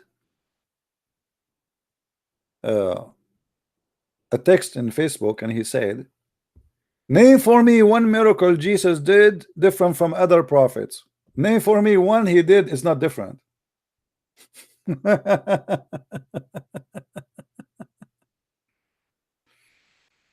Ras, ask them in the text to give you Sam Shamoon, and he will answer you. Guys, somebody post the link of Sam Shamoon videos or channel, or even Facebook, especially admins.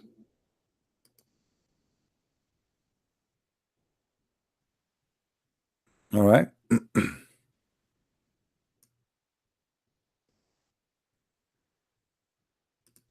Do we have any Muslim found us answers for the madness in the cult of Islam? Until now, we found nothing. We found nobody can answer anything. That's why I say Islam is a very funny religion. It's an empty religion. There is nothing in. Islam is as solid as long you are memorizing, not asking.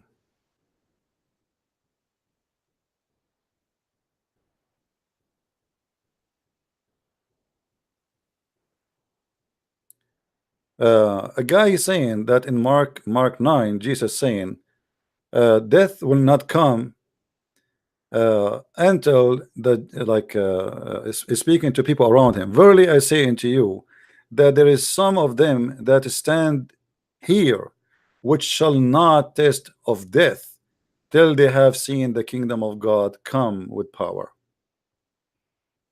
You can give interpretation for this according to you, but the kingdom of God came in power by the resurrection of Jesus.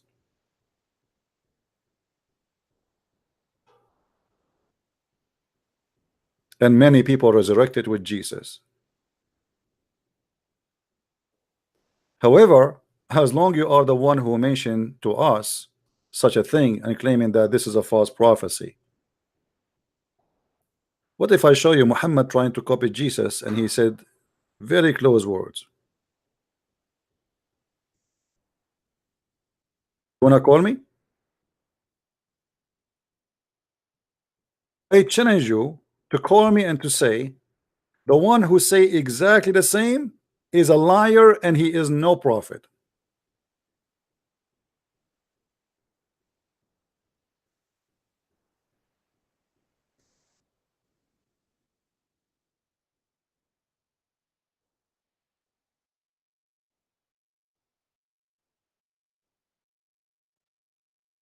What do you think?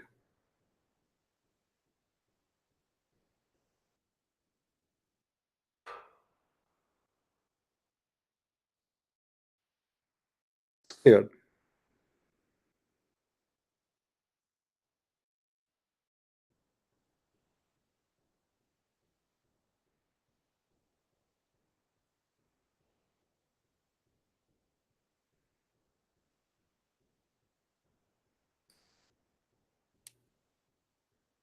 Any Abdul?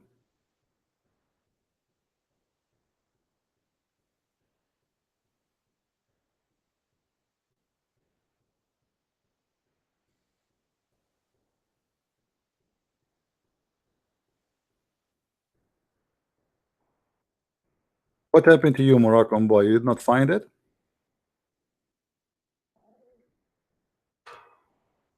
You are searching for the verses where Adam he forgot?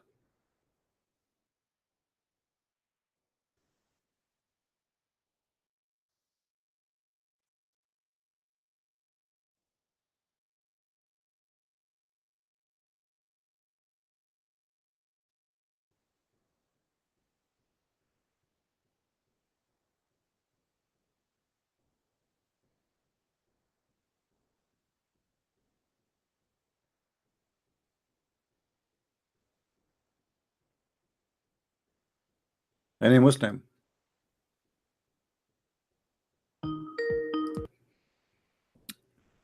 Yes, Muhammad, how are you?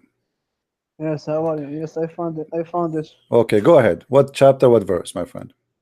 Chapter 20, Chapter 20. Okay. verse 115. 115. That's wonderful. Read for us. Read it. Okay. Read it. Here we go. Go ahead. You found it? Yeah, I see it. Read it. Okay, read it. Here you go. Yeah, let us love together. Read it and love on yourself. Okay. But you just now gave us an arm and a leg to destroy your God. Do you know why?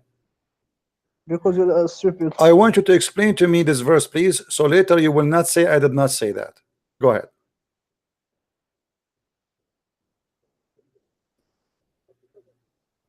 Read it and No, you explain to me. I have it in the screen. You read it and you explain it so you don't say later I did not mean that.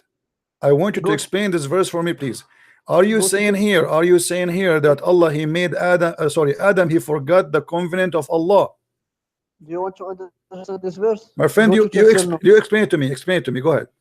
I am not expert in tafsir. Go to No. You are the one who mentioned it. Suddenly you are not expert. Okay, read for me the expert. Then give me the meaning, my friend, from any expert tafsir you want. Just give me the meaning. Make it simple. What is the meaning of this verse?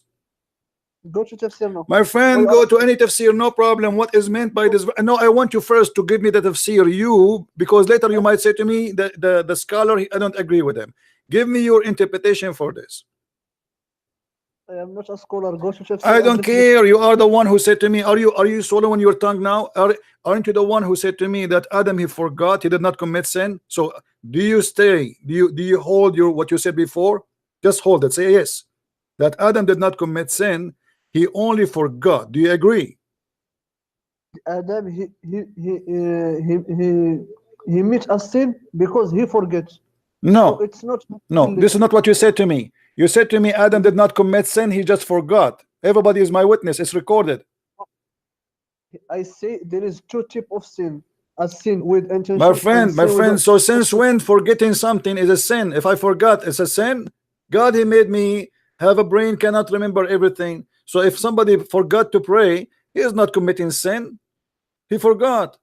It's against his will. So now I'm asking you here, did Adam eat the apple because he forgot or because he intentionally did? He forgot.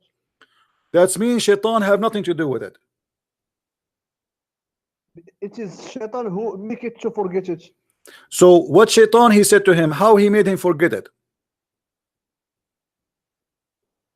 What he make it to forget it. Okay, guys, be my witness. This guy, he just proved to us that Islam is a false religion. I want you right now, I will open the Quran for you, and I will ask you to read for me another verse in the Quran, and I hope you will not be ashamed and you will not say I did not say that.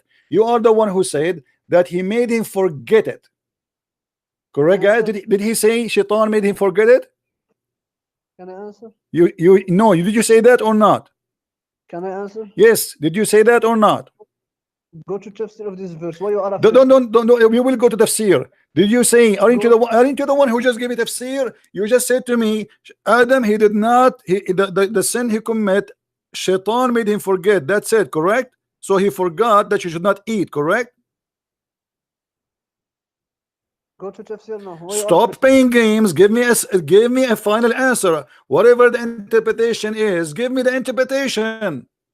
I am not a scholar. I don't care. I don't care. You are the one who said Adam did not commit sin. He just forgot. So are you consistent? Do you agree that he did not commit sin? Yes or no? And he forgot only. This is the only mistake he have. He just forgot. He did a mistake. Okay, what is the mistake? A mistake because he forgot. He forgot. Thank you very much. That's mean the Quran is a false book. And here we go. If we go, hold on. Don't come on. I let you talk. I asked the question 100 times for a reason, because you Muslims, after we get you busted, you say I did not say that. And this is why I wanted to be sure that you are not going to play the same game you Muslims always play with me. All right. It's my time now to talk. You are always hold on. Let everybody laugh at you and at your cult. They will laugh. Hold on. Here we go. Chapter 7, verse number 20. Read it for me. Why you change the chapter? Go to tafsir to the chapter. My friend, read the verse with me, and I will go to the tafsir. No problem. Everybody will laugh at you, at your prophet. The Shaitan, he whispered to them that he might manifest into them which was hiding in them and their shame, and he said, your Lord forbid you from this tree, one, lest you should become angel or become an immoral. But you said to us that the Shaitan, according to that verse, he made them forget, and the verse saying that actually. So here we have a very clear contradiction. You just brought us a clear proof that Islam is a false religion. What is a contradiction? It is in your mind. My friend, it says here that Shaitan, he is the one who said to them, you should eat from this tree, because your God, he don't want you to be an angel. He don't want you to be immoral. Stop lying. You are the one who said to me, everybody heard you. You said that he forgot, and the one who made him forgot is a Shaitan.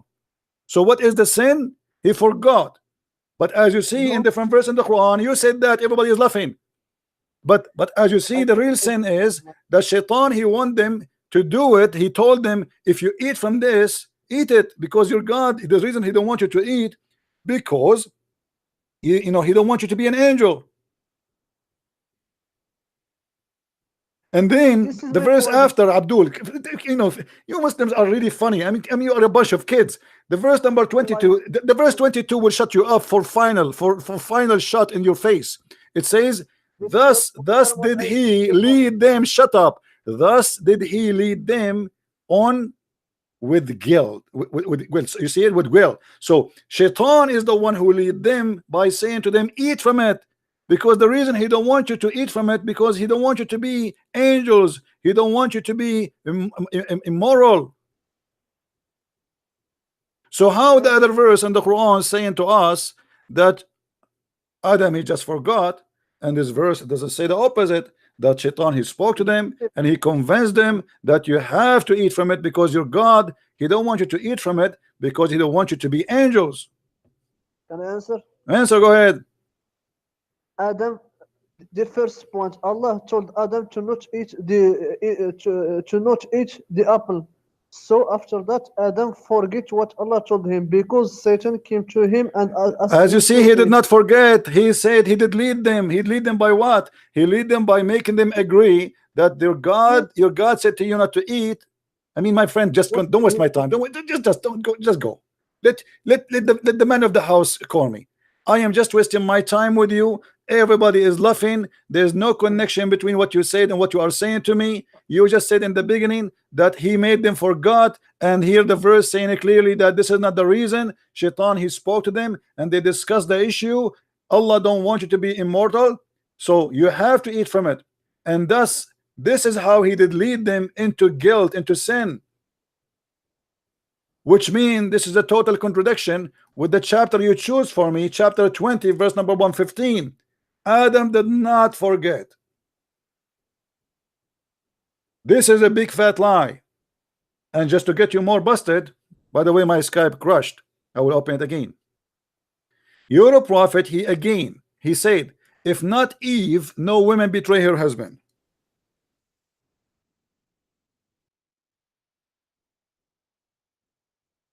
So according to your prophet, that Eve is the one who made Adam commit this. This is not about forgetting. Same time, you're a prophet again. He got you and he got Adam and he got the Adam of Islam busted. We go to different hadith. We see the following. What a funny, stupid cult. Muhammad he said that the sin of Adam have nothing to do with forgetting. It is something Allah he wrote for him before he created him, which is a total contradiction of everything we heard until now. So one story in the Quran says that Allah he made Adam forget, as we saw in chapter 20 verse 115. Other verse in the Quran says no, Adam did not forget.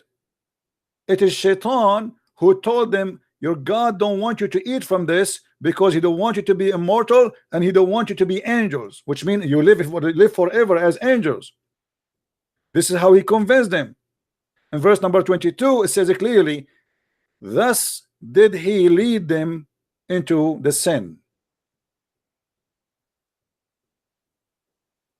And then we go to the hadith. Muhammad he make another poo-poo. He says that the reason Adam commits sin is not because Adam is a sinner, because Allah he wrote in his fate 40 years before his creation. So what a stupid cult. If Allah wrote for Adam his sin before he created him 40 years before his creation, and he is saying you cannot blame me for my action which is my sin, so how Allah he kick Adam and Eve from heaven if we cannot blame him? And as you see, Muhammad he agree with Adam. He says, so the prophet added repeating the statement 3 times, which is that so Adam confuted Moses, and he repeat that 3 times as usual, the prophet of the Trinity. So you cannot blame Adam for his sin because Allah is the one who wrote his sin. But in the Quran you see the story is coming in a very stupid way. One verse says that Allah saying Adam he forgot, and the other verse saying that Shaitan he came to them and he says if you eat from this tree you will be immortal.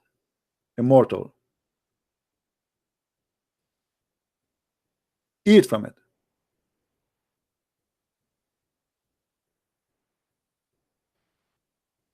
Very stupid cult. And this is why Muhammad, he can't be prophet, because he forgot what he said in the morning. He said different story at night. So now which one of the is the correct?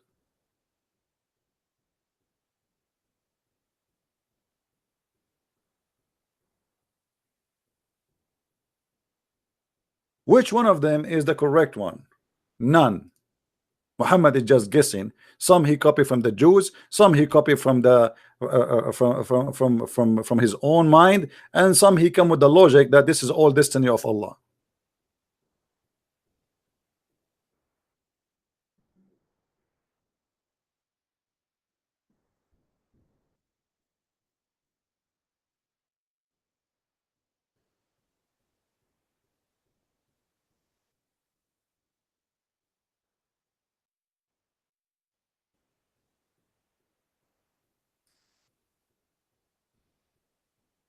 Do we have any Abdul? Let me open my Skype again. Hold on. We have a Skype crash.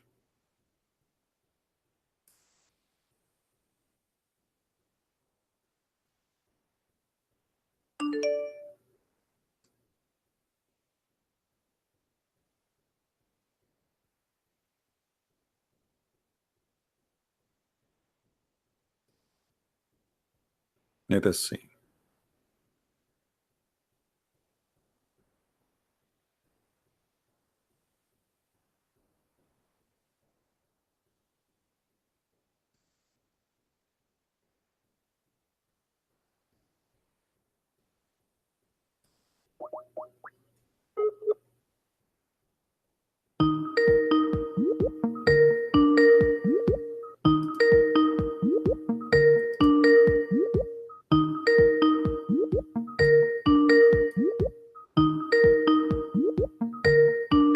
Answer.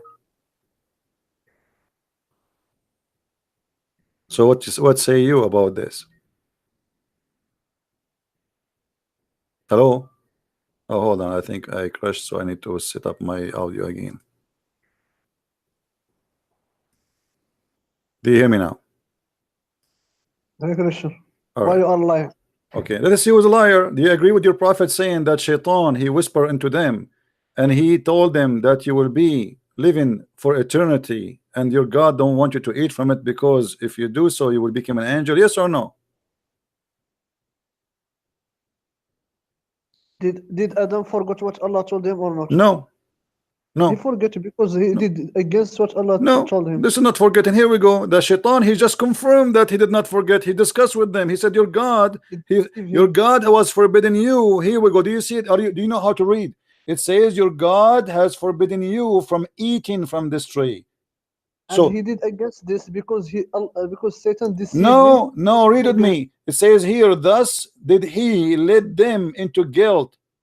How he led them? He told them, your God forbid you, so you will not be an angel. It doesn't say that I will make you forget. It says it clearly that your God, he forbid you from eating, which means here Shaitan is confirming again what God he forbid them from doing. And then the verse number 22, it says, why they commit sin? Because this is how he led them into eating from the tree. And then in verse number 23, just to get you more busted, it says, they said, our Lord, have we wronged? This is how we wronged ourselves. They did not forget. It is very clear. Satan deceived. Abdul. It's a clear contradiction. It's very stupid of your prophet to say. Now hold on. Okay, hold on. I will go with you. If Adam forget and he ate from the tree, why your God Allah kick him out from heaven? After that he forgive him. Okay, so why this will make it even more horrible, guys. Allah he forgive him, so why he kick him out from heaven? Did he forgive him or not? Well, it says he forgive him, but he forgive him before he kick him out from heaven. So why he forgive him and yet he kick him out from heaven?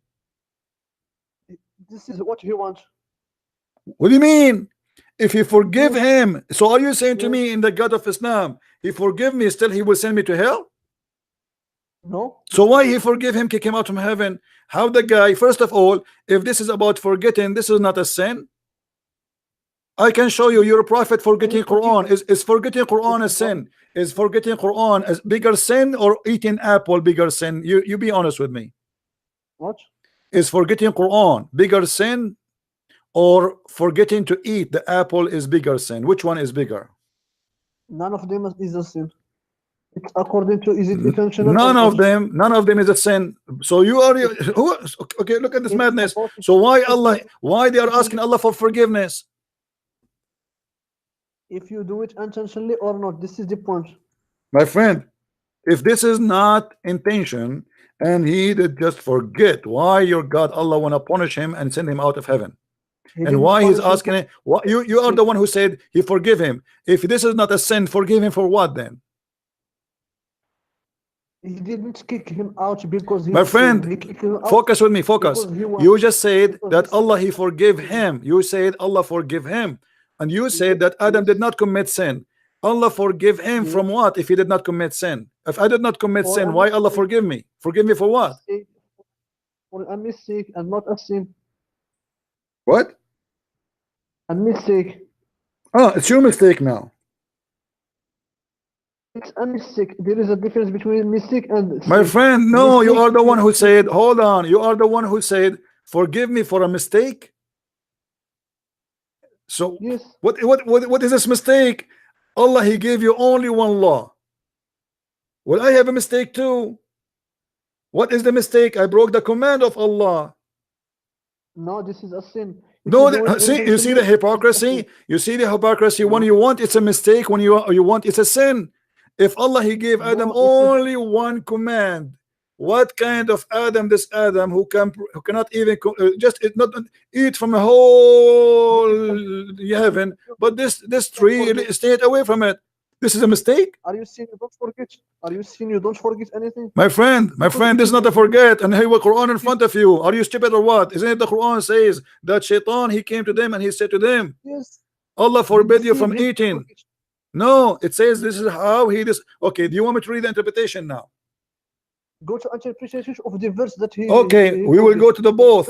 Are you against the one I showed you now? Are you saying there's a contradiction? That's why you don't want to see both.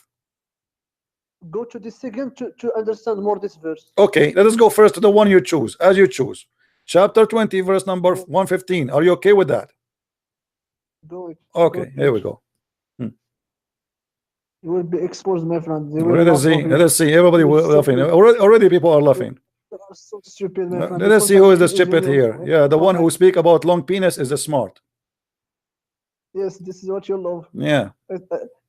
This is your prophet. He is the one who said Allah will give you endless penis. Yeah, read with me. Here we go. This is your interpretation. I want you to swear that you accept the interpretation and you will not change your mind.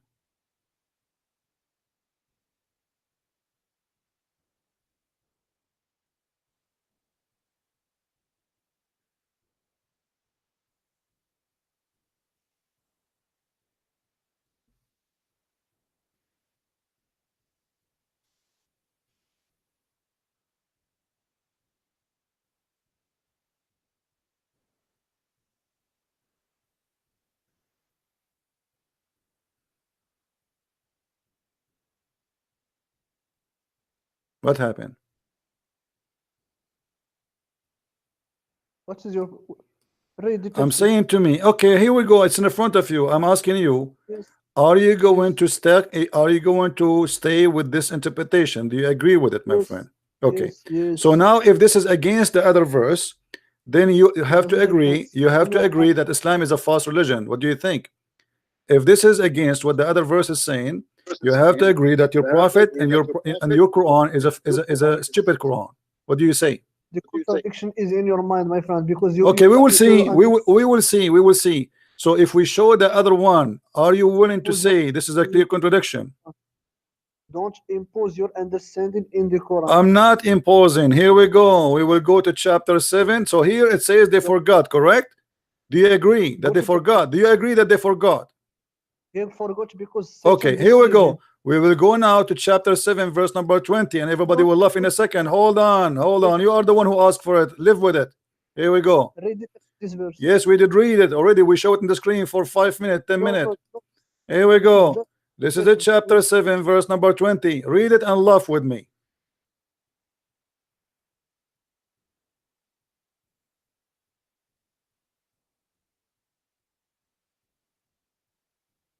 Why you change it? I'm not changing it. We have to compare between the two verses. I showed you the first one you asked me for. The first one, it says he forgot, no problem. But this verse here, it says they did not forget. Read it. Well, he said he didn't forget. It says here in the front of you, it says Iblis, he whispered to them. This does it say he whispered to them? He whispered to them, saying, revealed to them that which was hiding, based in the variable. How he forget? Read it, read it. Where here it says that? People are laughing. This is a clear corruption in your book. This is stupid, my friend. So now which one we will believe? We will believe this page or this page? Which one is the correct one? The first verse explain the second verse. The second verse. The first one, it says that they forgot the covenant of God. They forgot. Do you see it? Yes. The second verse saying that Shaitan convinced them to break the command of God. Shaitan is the one who command them. It is not they forgot. If we go to verse number 22, you will see again how your God Allah getting you busted. Read carefully with me. And this is how he led them into sin. Do you see it? This is how he led them into sin. Do you see it? Go to Tafsir Ibn Kathir. Oh, we go. Why you go to Tafsir Ibn Okay, we will go to Ibn Kathir. If Ibn Kathir agree with them, are you willing to leave Islam? If Ibn Kathir is willing, you see, just shut man. I mean, how many tafsir I have to show you? This tafsir he don't like it. Let's go to Ibn Kathir, and then we go to Ibn Kathir. He said to me, go to Ibn, etc. What a joker, brother. Go to Ibn Kathir.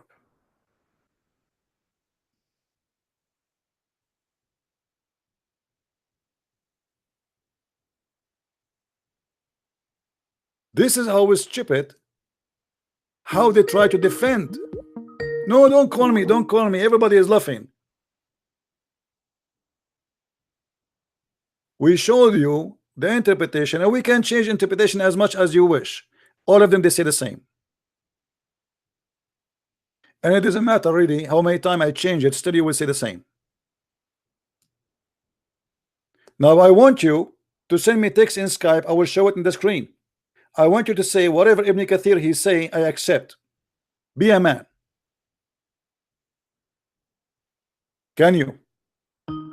Before you call me, no, before you call me, I want you to say whatever Ibn Kathir says, I accept. We are done with games.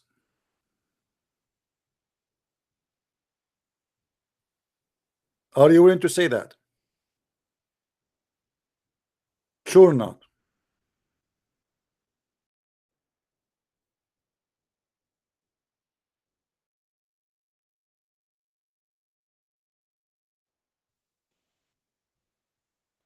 Because it's up to you.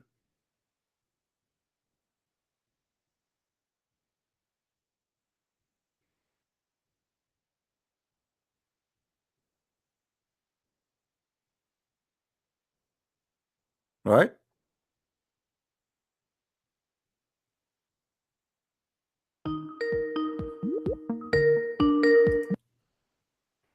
Hello? About the verse. Do you accept Ibn Kathir? If I show you Ibn Kathir, do you accept Ibn Kathir? Say yes.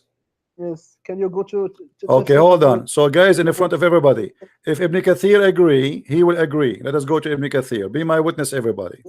Hold on. Everybody in a second will see that you will say, I don't accept Ibn Kathir. Hold on. What is the rush for? What is the rush for? Hold on. Here we go. This is Ibn Kathir, and we are going to laugh together. Read with me. Read us see. Read with me. Here we go. This is Ibn Kathir, my friend. Why are you changing the topic? I'm not changing the topic. You are the one who asked me for Ibn Kathir, right? I talk about the verse. This is about Ibn Adam forget. Kathir. Why Shut you up. Are you saying to me the Quran does not match the Quran? This is the Quran too. And this is Ibn Kathir. How he forgot in the other verse, but in this verse, Shaitan, he lead him astray. And he said to him, eat from it. Allah don't want you to eat from it because that will make you an angel. Which one is the accurate? This is Ibn Kathir now. What do you want to say? The first verse talk about he forget. The second Get lost.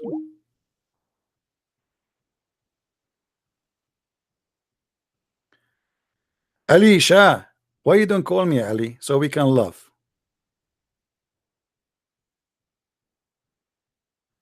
Cowards.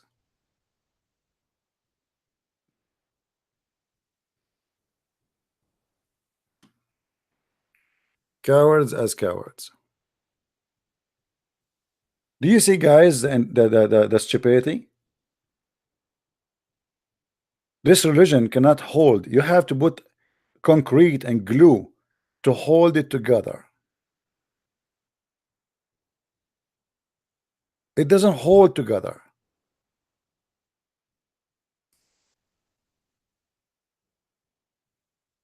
And this is why we saw the gentleman just before this Kareem. He left Islam because there is nothing here hold. This is stupid cult. Don't call me. Don't call me. Just don't, just we are done. This is Ibn Kathir. You're just being stubborn because you don't want to say.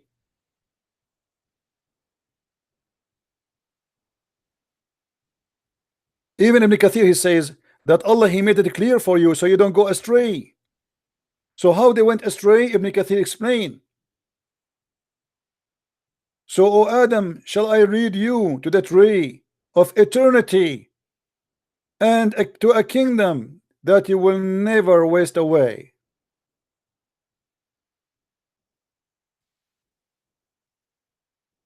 And he is quoting for you from the same chapter you are reading for me from.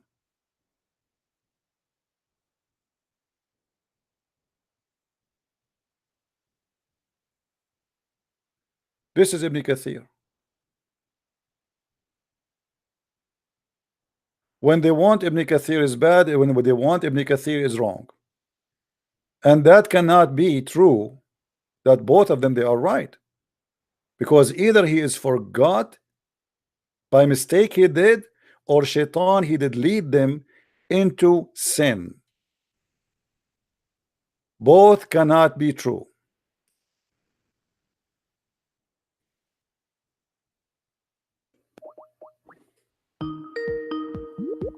Oh, this guy, I think he's the same guy who say he scream, he make bad noise.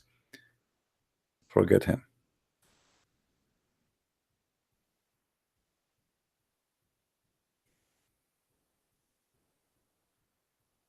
And here we go. He said before he called me, he said, I accept everything in Ibn Kathir.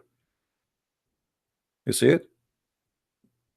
He accept everything in Ibn Kathir. And this is Ibn Kathir.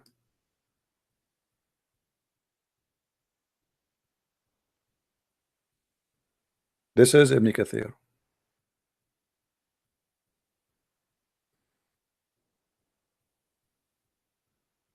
You see it?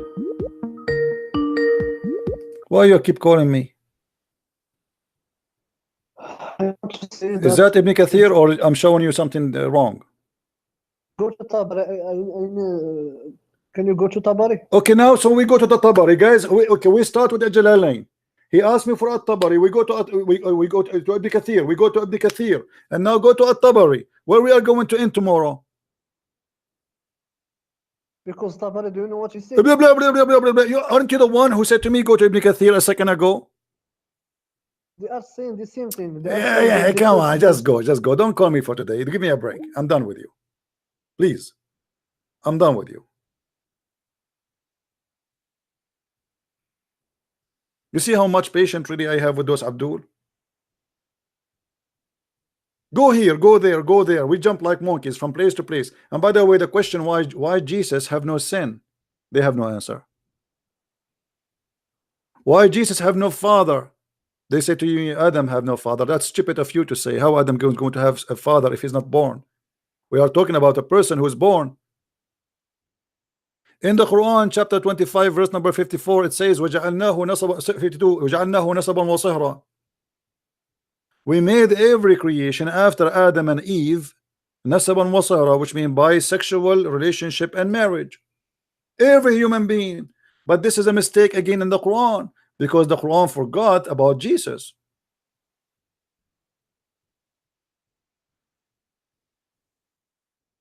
Your God is an idiot. How you don't mention, how you say that we made all mankind after Adam from relationship by blood and marriage, and then you forgot that Jesus is not from any. And why he is not part of any, they have no idea. What the purpose? My mother, she can claim that she is virgin when she gave birth to me. Nobody can prove her wrong. There's no point of this miracle. Miracles are done to prove a point. God don't do things for no reason. And this is a miracle nobody can witness for, because your mother, my mother, she can play, they can say now they are Virgin Mary. After they give birth, I mean, here we go, they give birth, they lost their virginity anyway. This is how the baby come out. There's no way to prove that they were virgins. So what is the purpose of virginity of Mary?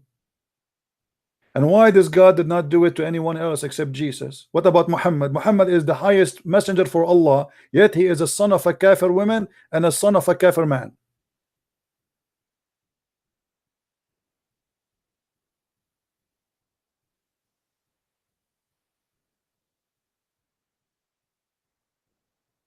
And now we show them the interpretation. They don't like the interpretation, so we change the interpretation for the second interpretation, and then they don't like the second interpretation, so we go to the third interpretation. Now if we go to At-Tabari, he will not like it too. Do you think he is going to stop there? No, he will not.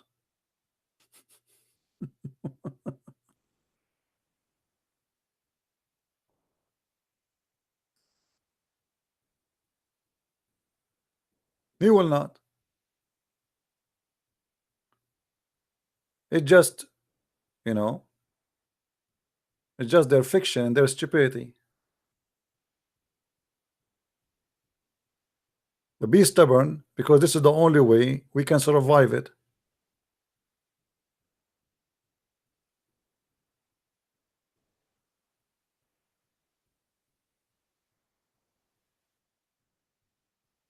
And now if we go to At-Tabari, we will find that At-Tabari agree with Ibn Kathir.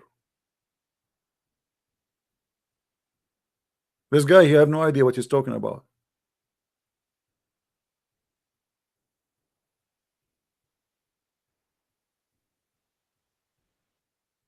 This is At-Tabari. It says, فوسوس إليه الشيطان فأطاعه وخالف أمري. Shaitan, he inspired into him and he disobeyed me,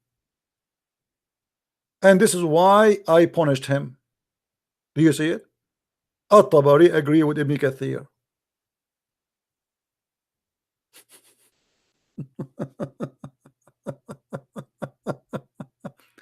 And now what he will say? He will say, I don't like the Tabari. And At-Tabari mentioned in the contradiction, he says Allah he told him that, you know, we gave you a covenant and he forgot. But in the same page he said that Shaitan, he inspired him and he obeyed him. He obeyed the Shaitan and he broke my command. Stupidity.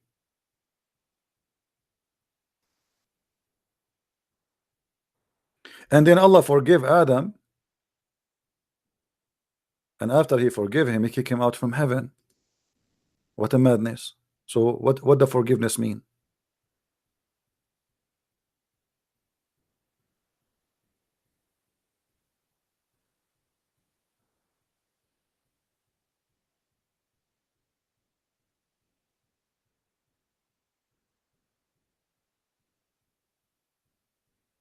Imagine I forgive you and then I kick you out from I forgive you, get out. This is why you Muslims should not trust the forgiveness of Allah, because here we go, he forgave Adam, And by the way, why he forgave Adam anyway?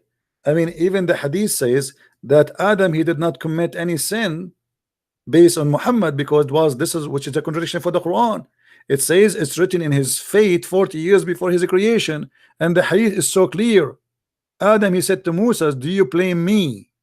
Do you blame me for what Allah wrote for me? Which means you cannot blame him.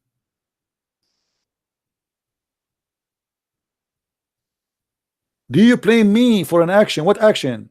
Eating from the tree, supposedly. Can you blame me? You cannot. And Muhammad, he agreed with Adam, says, you know, so Adam, he confuted Moses, and he repeated that 3 times. So we cannot blame Adam, but Allah blaming Adam in the Quran. Say Shaitan, he inspired them, and he told them, if you eat from this tree. You are calling me with the new names? Why you are calling me now? You are talking about this hadith. Why you don't understand it? No, you explain to me. Go ahead. Do you believe in that Allah, that your Jesus know all things before it happened? I don't understand a word from what you said. Explain the hadith for me. Go ahead. The hadith says that Allah, before he created the creation, he knows what all what. This is not about he knows. He said it clearly. He said it clearly that you cannot blame me for my sin, for Allah decreed that for me. Don't you see it? You cannot blame me. Do you blame me? Do you blame me? So we cannot blame Adam. Why we cannot blame Adam? Give me the answer. Why we cannot blame Adam for the sin which he did? What is the logic? Because he know that Allah knows what he will do. No, this is not what it says. This is not what it says. It says Allah, he decreed that for me. It says Allah, he wrote for me my fate. This is what it is.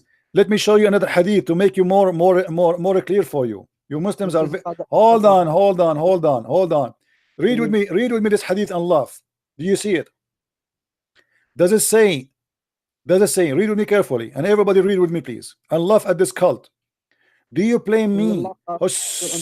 Do you blame me for doing a deed which Allah had decreed that I should do 40 years before he created me? Do you know what decreed mean?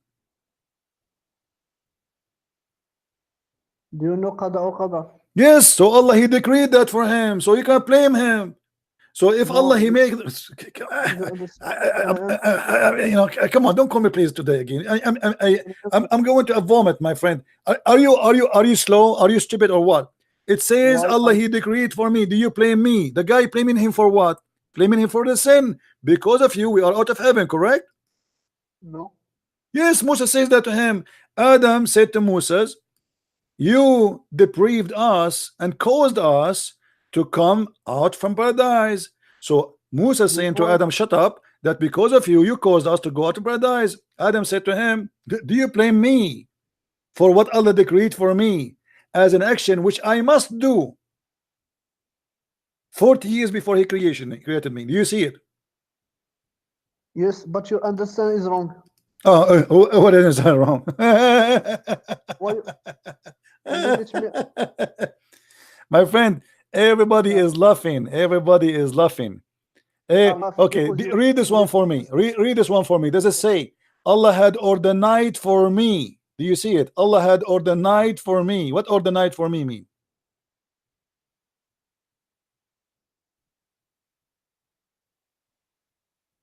Do you blame me for an act which Allah had ordained for me? What does that mean? There is no problem in this because this is from the knowledge of God. Get lost. I'm talking to myself. Knowledge of God. Your God have no knowledge, my friend. Your God, he think the sperm of the women have a sperm and coming from their ribs. Your God, he think if a woman have orgasm first, the baby will be a girl. If the man have orgasm first, the baby will be a boy. What knowledge?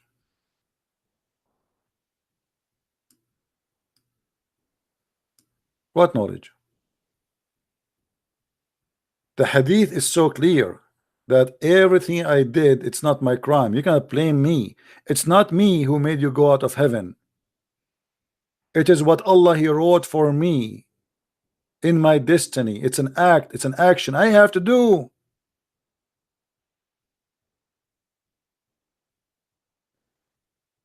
Guys, do you see it says there, an act that I should do.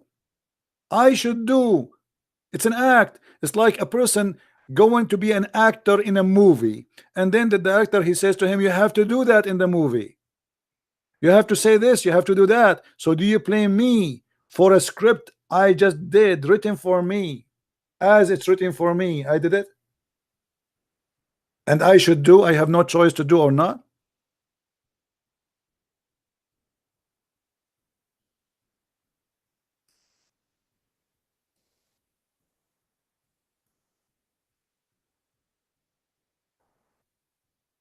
Do we have any Muslim? If there's any Muslim who decide to leave Islam today, additional to our brother today who left Islam, glory to the Lord. Almost every day we go live on stream, we have somebody leaving Islam. And today we are blessed that we have a brother who left Islam. He's smart, and he accepted the Messiah, and he washed his sin with his tears.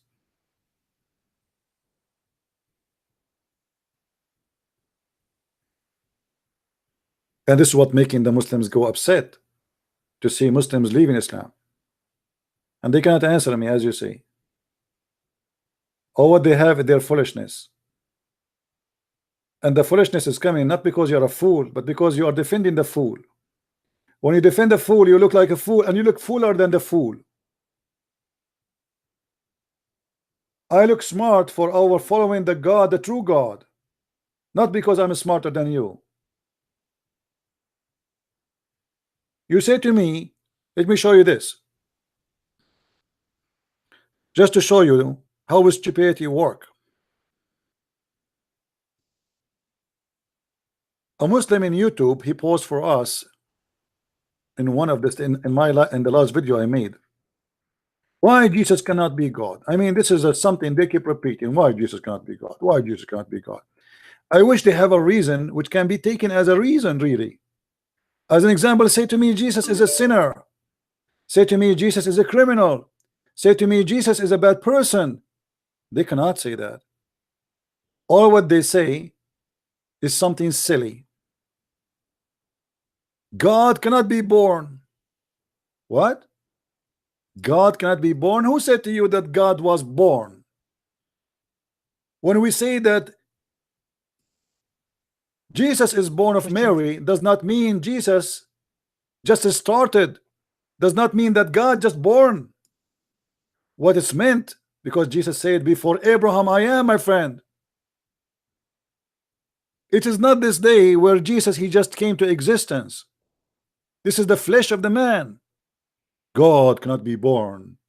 Ta-da-da-da! I mean, super smart.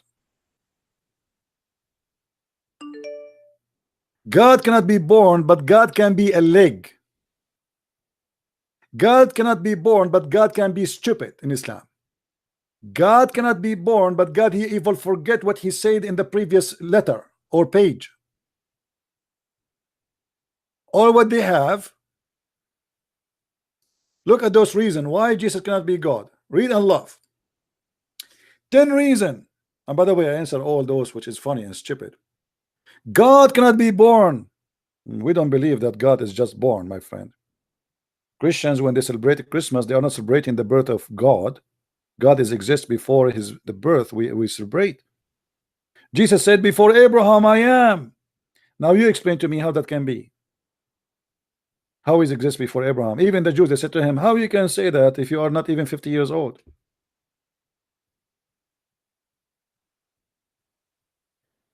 Jesus never said I'm God. What make person a God or not if he say I am God? No, Jesus, he said many times I'm God. From the first verse in the Bible to the last verse, Jesus saying I'm God. Jesus said to the Jews, what do you say of the Messiah? They said he is the son of David. He said to them, well, if he is son of David, then how David call him God? And Jesus never said, I'm God. I can show you tons of verses. Show me God. Show me the Father. Jesus said to them, I am with you all this time and you don't know me. What do you mean? He said, I am. How God he spoke about himself in the Bible? When Moses asked him, who are you? What God he said? He said, I am. Jesus said the same. I am God. Hypocrite liars. Jesus said, never worship me. A lie. Jesus said, not everyone says to me, God, God, which means worship me by saying to me, God, God. People don't say to a person who is God, God, God, unless they are worshiping him. Not everyone says to me, God, God will enter the kingdom of my Father, but the one who do his will. So there's many, they will say God, God, and they will go to heaven. And there's many, they will say God, God to Jesus, and they will not go to heaven. Why? Because in Christianity there's no hypocrisy, not like your God. The funny Muslims sometimes they say to you, well, this verse saying clearly that Jesus is not God. The fact is the opposite. Because what the verse is saying, that many of those who say to me God and worship me as God, they will go to heaven. So it's not by saying to me the word, it's not doing the act. You can say it as much as you want. That will not make you go to heaven. So did Jesus says worship me? Yes. Did they worship him in the Bible? Yes. We can show you tons of verses.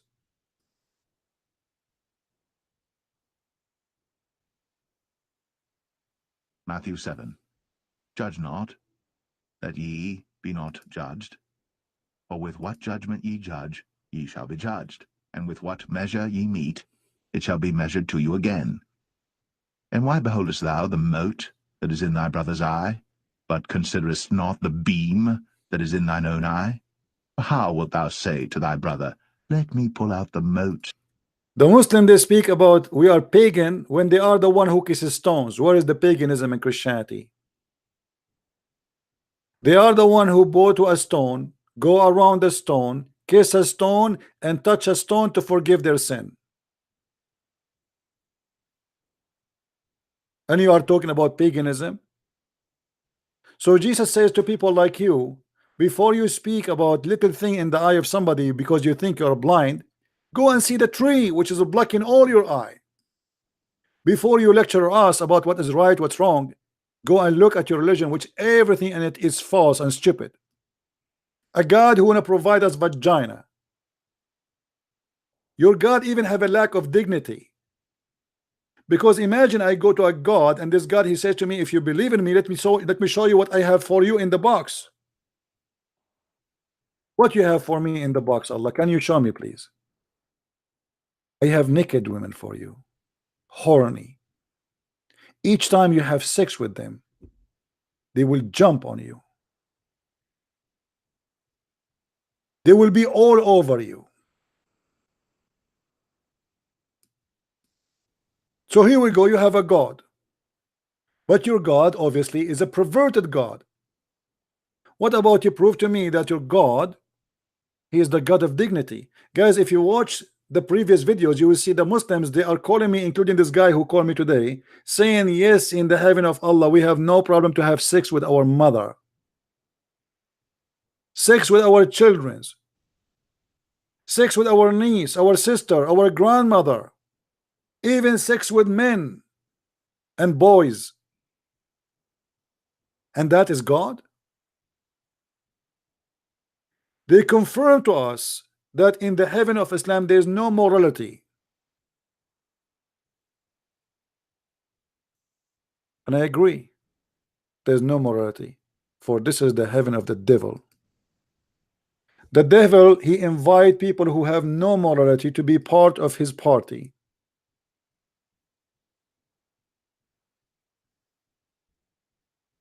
You want to join my party? You have to be my like, my kind. You have to be the same equality I am from.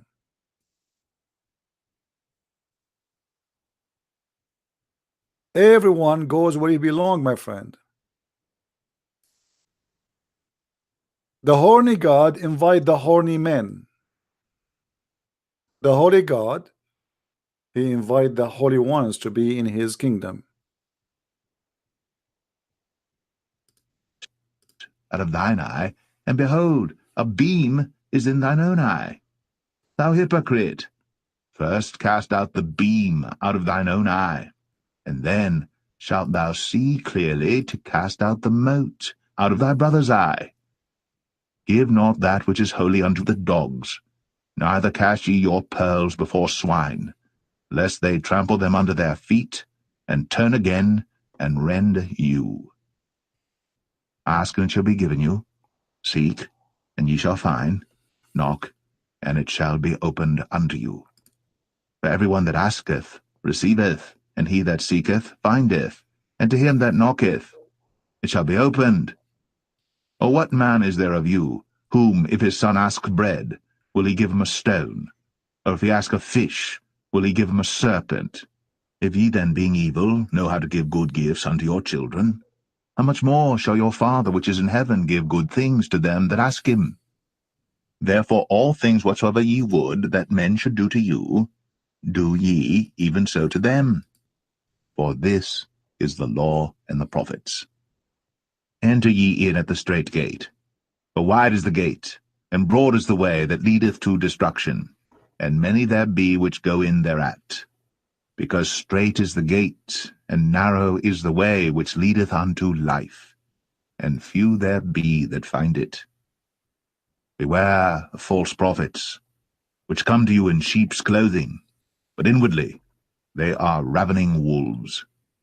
Ye shall know them by their fruits. By their fruits, my Do friend. men gather grapes of thorn? You shall know them by their fruits. You want to judge Jesus? Speak about his fruits. You want to judge Allah? Speak about his fruits.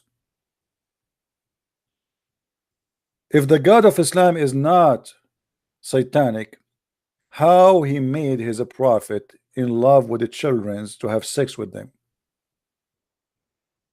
A rapist, a criminal, a liar, a cheater, and all of this written in their Islamic books. How that can be?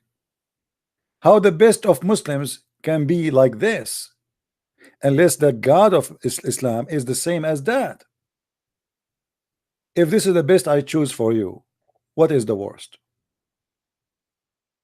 The God of Islam, he could not find for us a better quality than Muhammad to be a prophet of God. Somebody saying he is trying to call me. His name is Hamza, right? Okay, Hamza, text me. I will call you. What is your name, Hamza? There. What's your name in Skype? I see nobody there.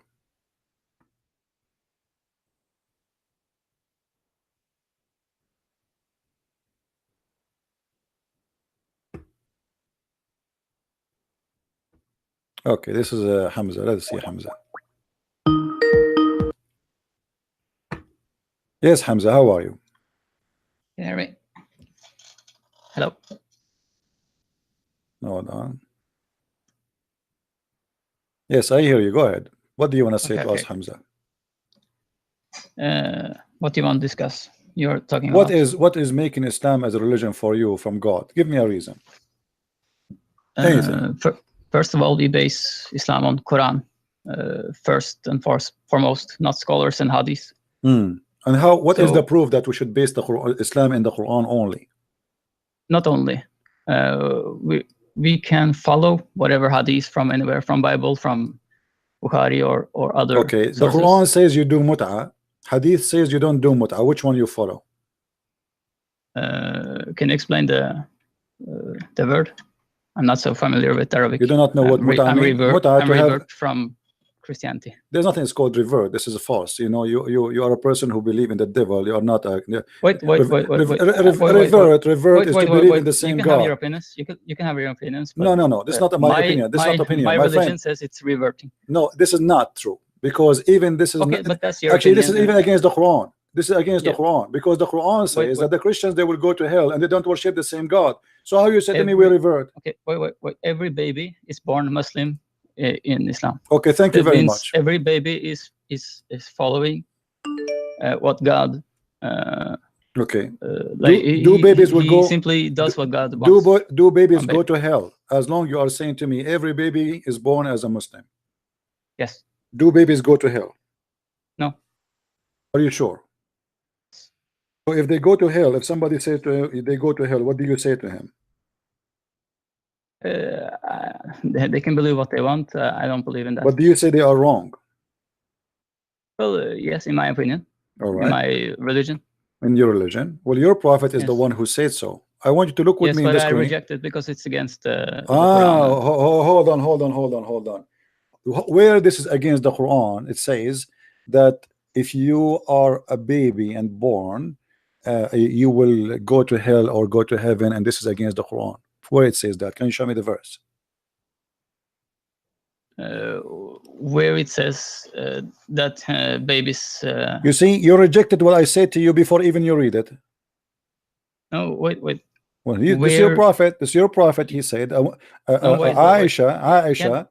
Wait. Hmm. 1 second. Hmm.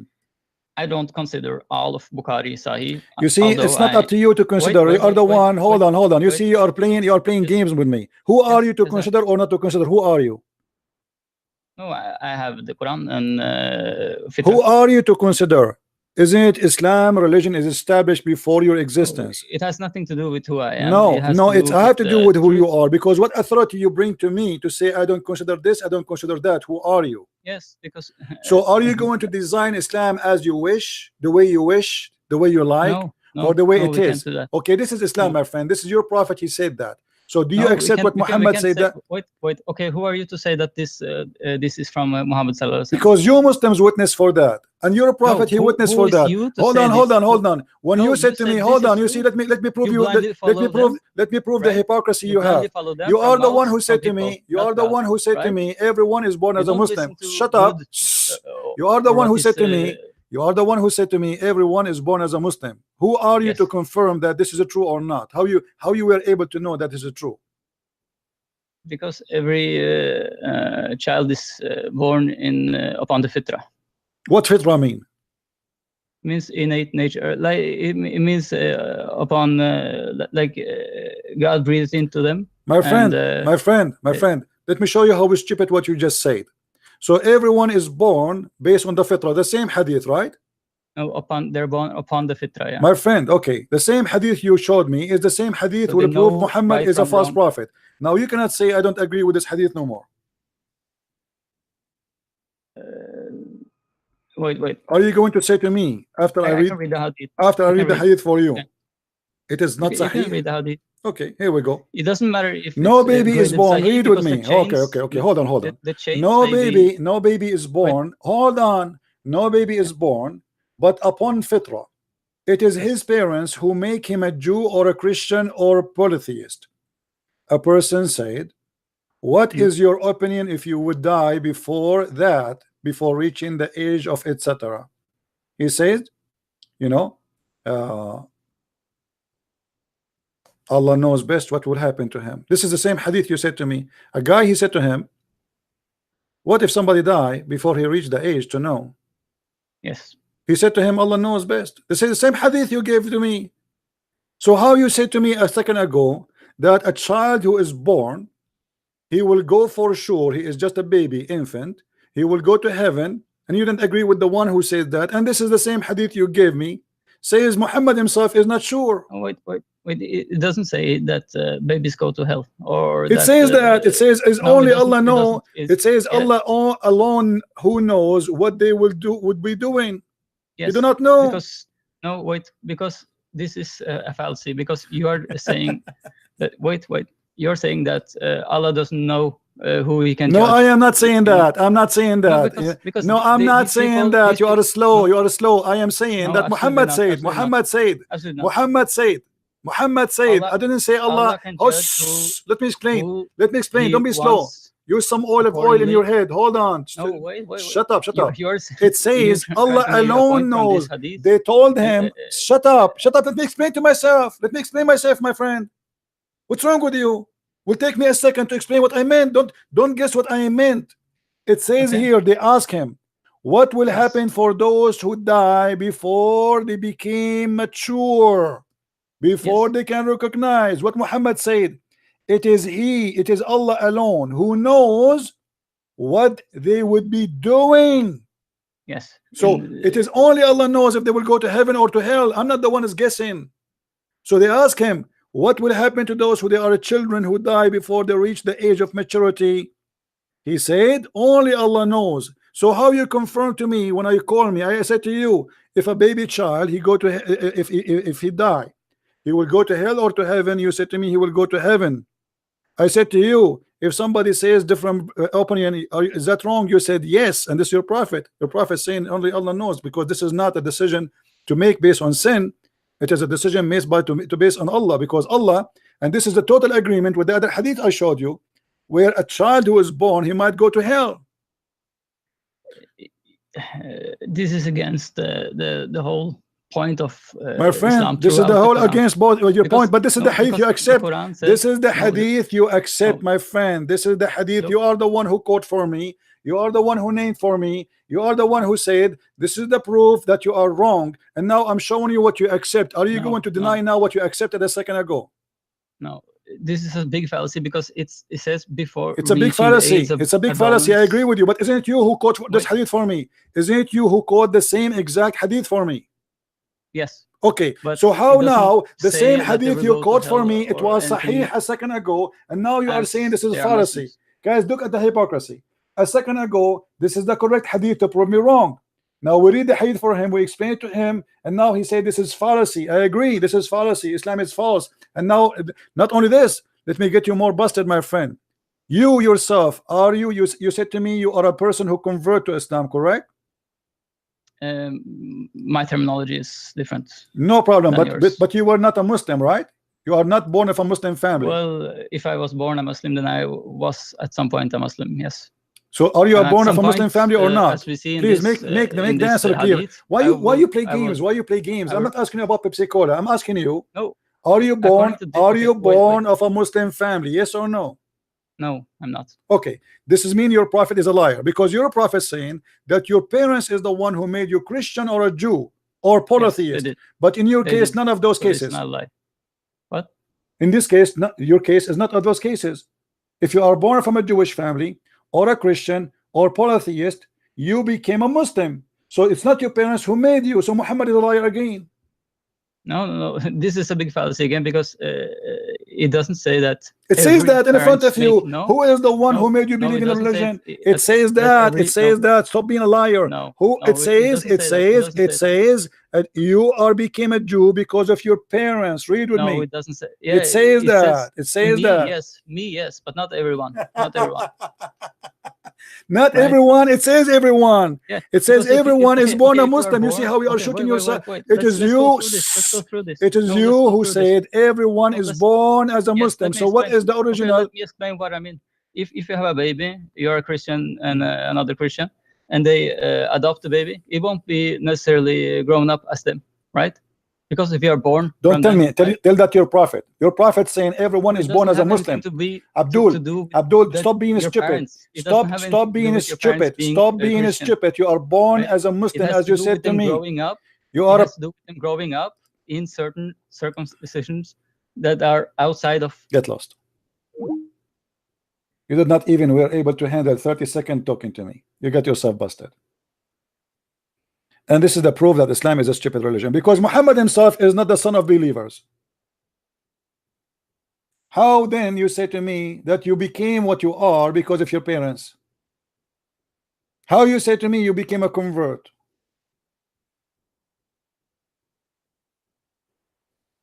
And you are the one who said to me that a child will go to heaven. And in the same hadith it says no. Nobody knows, because it might be here, it might be there. And this is in total agreement with the other hadith where Muhammad, he said to Aisha, stop being stupid, Aisha, it might be the otherwise. For Allah decide destiny for people before he created them, and they hate in front of you. So look what they do. I don't like this hadith. This hadith is very embarrassing. Oh, the prophet here looks so stupid. I don't like it. I reject this hadith. So you know what, I don't accept this one. I accept that one. Okay, we go to the one he accept. We found it more stupid. Because why Muhammad in the other hadith says that only Allah knows what will happen to the babies if you go to hell, only if you commit sin? You should be sure. Correct, guys? Why Muhammad, he says only Allah knows what will happen to those babies? Aren't you going to go to hell because of your sin? No. Islam has nothing to do with going to sin to hell or not by sin. It is what Allah wrote for you. And that's why Islam is the most stupid cult ever. So you speak to yourself, you try to spoke over me because you don't want to listen, you don't want to hear, you don't want to see, you decide to be blind, and you will leave Islam. Count my words. You are struggling inside you now for being stupid. The same hadith you quote me is the same hadith getting you busted. The problem is that when a Christian prince, he reads something, sometimes the rest of the world don't see it, especially the Muslims. It's in front of you. It says exactly what I was saying to you, and it's the same exactly is a contradiction. Because if you are now did not reach the age to be a child of a Jew or a Christian, that means you're still a Muslim. You know what I mean, guys? As long as I am born as a Muslim. So why in the world Muhammad do not know if I will go to hell or to heaven? I'm still a Muslim now, supposedly. I'm just a baby. My mother, my dad, my father did not make me be something else yet. So why Muhammad saying maybe we don't know? This is stupid. This is a pure stupidity. But because you Muslims, you have low IQ. You decide to, you know, when I say low IQ, I mean you decide not to be smart. Why you are calling me again? Huh? Do you believe in this Christianity or not? What? I don't understand. What? Are you saying Jesus doesn't know? This is about knowing, my friend. This is about going where? Do you go in Islam? Do you go in the heaven in Islam because you commit sin, or because your God, he made a destiny for you?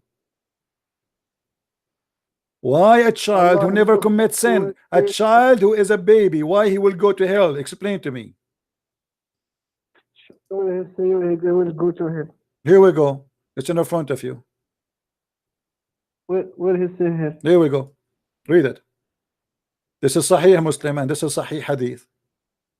It says that Allah, he created those who go to hell and those who go to heaven when they are in the lions of their back, in the back of their father backbone. Aisha, she thought, she said, oh, there's a happiness for this child, he will be in heaven. Party. Muhammad, he said to her, don't be stupid. Shut up, Aisha. Don't be stupid. It might be the otherwise. Do you see it? It might be the otherwise. So Aisha, she is guessing what? Aisha, she said, he will go in paradise. He will be a bird of paradise. Muhammad, he said, it might be the otherwise. What is the otherwise? Explain to us. Do you know why the Prophet he said this? Because he want to teach Aisha that the only God who knows who will go to heaven. My friend, don't be stupid. It says he continued. He did not stop talking. He said, because God, he created for people of paradise when they are in the backbone of their father, and those who for hell when they are in the back of their father. So here we go. This baby never commits sin. This is not only about only God knows. This is about that God decide already. It's not about knowledge. It's about who decide. Read for me. He created people of. Who decided? Is it Aisha or the Prophet or the God or Allah? Get lost. In China, they say he lived as a donkey. He never came back as a horse. And I cannot make you a horse. Sorry. Don't try. Isn't it clear? This is not about challenging God. You know, if you ask me a baby child, he commit no sin, why he will go to hell? I would say he will not go to hell, because the logic of God that you go to hell for committing sin, as simple as that. I'm not going to go to hell because of my kind, because I'm a human. No, because I commit sin. So here we have a child. Why Muhammad is saying no? He created for people when they are, before they are born, before their birth. But this guy, he is trying to say to us, well, because he said God, he know the future. What the future? He's a baby. He have no future. Guys, do you see the stupidity? He have no future. The future, I can play this game if this guy will grow, he will become an adult, he might kill, he might rape, he might commit adultery, he might. This is a baby, an infant. What the future? This is not about knowing the future. What the future? This guy will do poo-poo? We knew his future already. He died. Since he is born until now, he did nothing except sleeping and crying and doing poo-poo.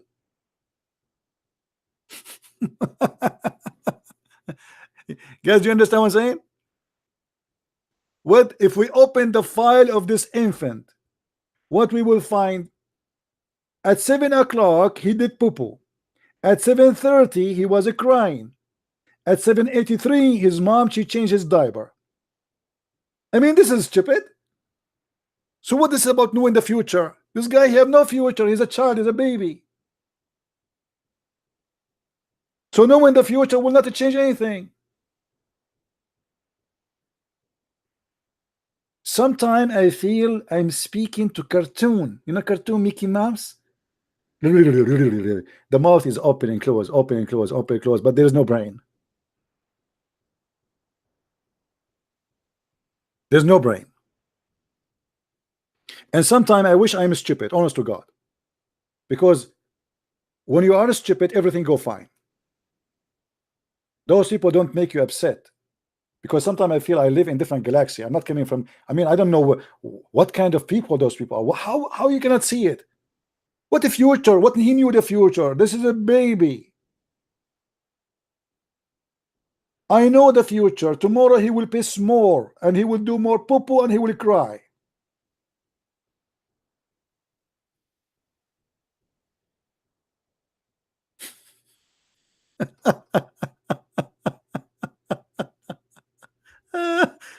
Oh boy.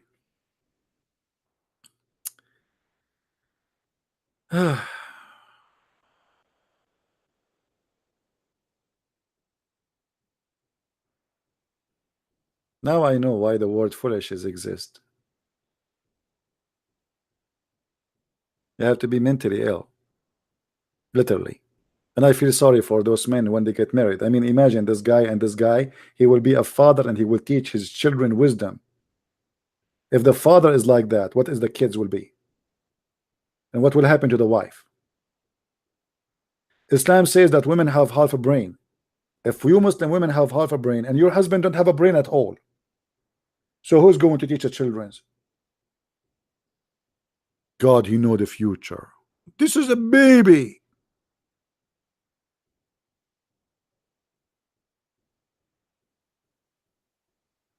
What the future? And he died.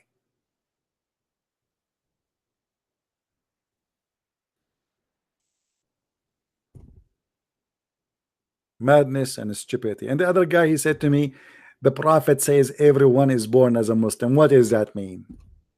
I mean, this is the most silly, stupid thing ever. Born as a Muslim. He said Shahada.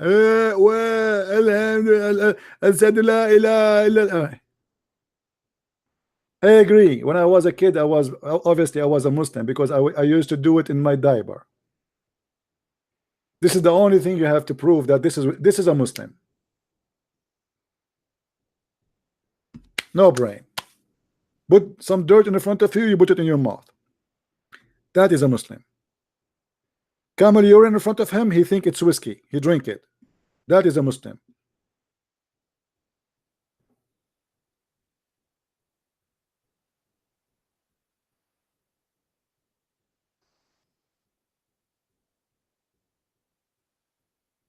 Anyway, guys, tomorrow we will be here again at 3 p.m. Eastern time, and I will be with the apostate prophet. We will broadcast on my channel and his channel, so feel free to join whatever you wish of them. So my channel will be open tomorrow earlier than 3, maybe 2:30, something like that, or maybe even 2. I will see. And then he will be we will join the 2 channels together, me and the apostate prophet. I think many of you know him already. So be with us and join us, and we pray that is going to be good for all of those who want to learn. And my friend, if you are a Muslim, your problem is the following: you are trying to defend a stupid prophet, and that make you look stupid. I don't want to insult you, but you are insulting yourself for believing in such a garbage. A child, he might go to hell even though he commit no sin. Jesus said, if you don't become the same as those little ones, you will not enter the kingdom of my Father. It was a requirement to be honest like them. They are the one who will go first. Your God saying the opposite, and this is stupid. In different hadith, Muhammad, he said, if you don't commit sin, Allah will destroy you, and he will replace you with a nation who commit sin. So Allah, he like those who commit sin. What a silly cult. If we don't commit sin, God will destroy us. And as you see, this is Sahih. This God, he like those who commit sin. By him in whose hand is my life, Muhammad taking a serious oath. And when Muhammad he take a serious oath, it's mean he would do a big poo-poo. Get your tissue, open your window, turn on the fan. By him in whose my hand in my life, if you were not to commit sin, Allah would sweep you out of existence, and he would replace you by those who would commit sin and seek forgiveness. This is the fantasy of Allah. Some of us like to watch movies, action movies. Some of us, we like to watch romantic movies. Some of us like music. Allah, he like to watch sinner people who ask him for sin. Otherwise, he's bored. He will call Jibril, Jibril, do something, brother. Those people are not committing sin. I'm really getting bored. Oh Allah, please don't destroy them first. I will make them commit sin. What the heck? This is God? If this is God, who is donkey?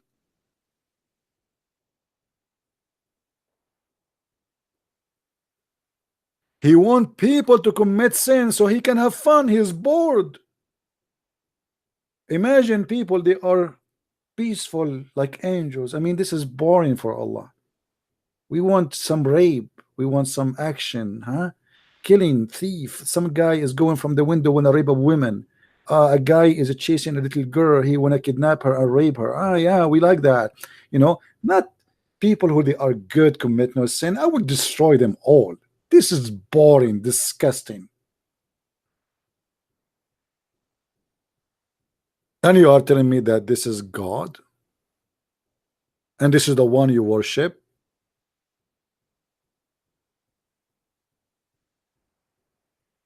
No, I cannot call Zakir Naik because Zakir Naik, he accused me because I'm calling him after middle of the night.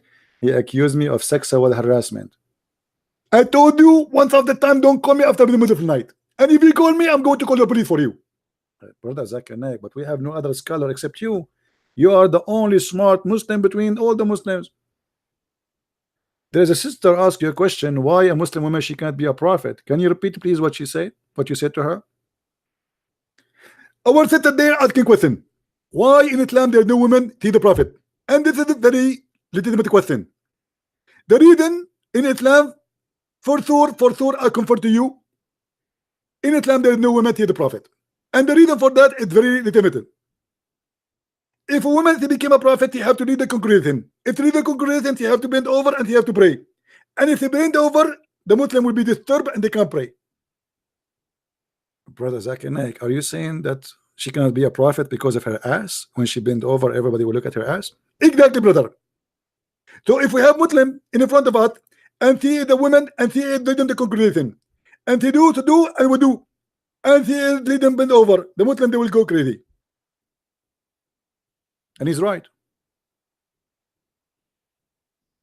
Do you remember the hadith where it says that a bunch of guys, they came to the Caliphate Uthman, and they said to him, we have an imam who is a gay, and he is seducing us with his ass. Uthman, he said, so what? Pray behind him. But here you notice the funny about this story, why those Muslims are suffering from fitna and trial if he is just a gay. That's mean they are getting tempted by his ass. That's mean they are gay too. Because if a gay, he bend over in front of you, and that is a temptation for you, that's mean you must be a homo. Otherwise, how you get tempted?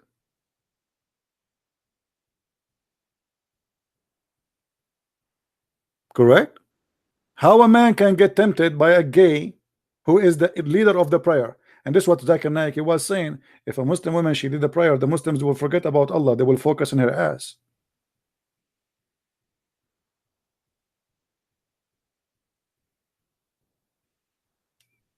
Those people, they are tempted by an ass of a gay.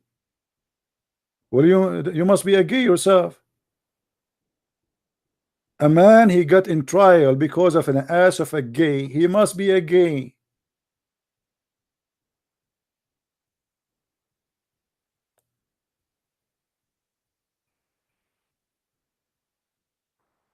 And by the way, the Muslim, they read this hadith, they don't see nothing wrong with it. Until you bring someone like Christian Prince and he explains to them like piece by piece. Like you have to take it piece like this, okay, put it here, and next to it another piece, and because they are so slow, they cannot digest their own books. And then the Caliphate says, well, you pray behind him, okay? And then the poor Abdul, he said, oh, okay, it looked like we have no choice but to do salat behind a homo.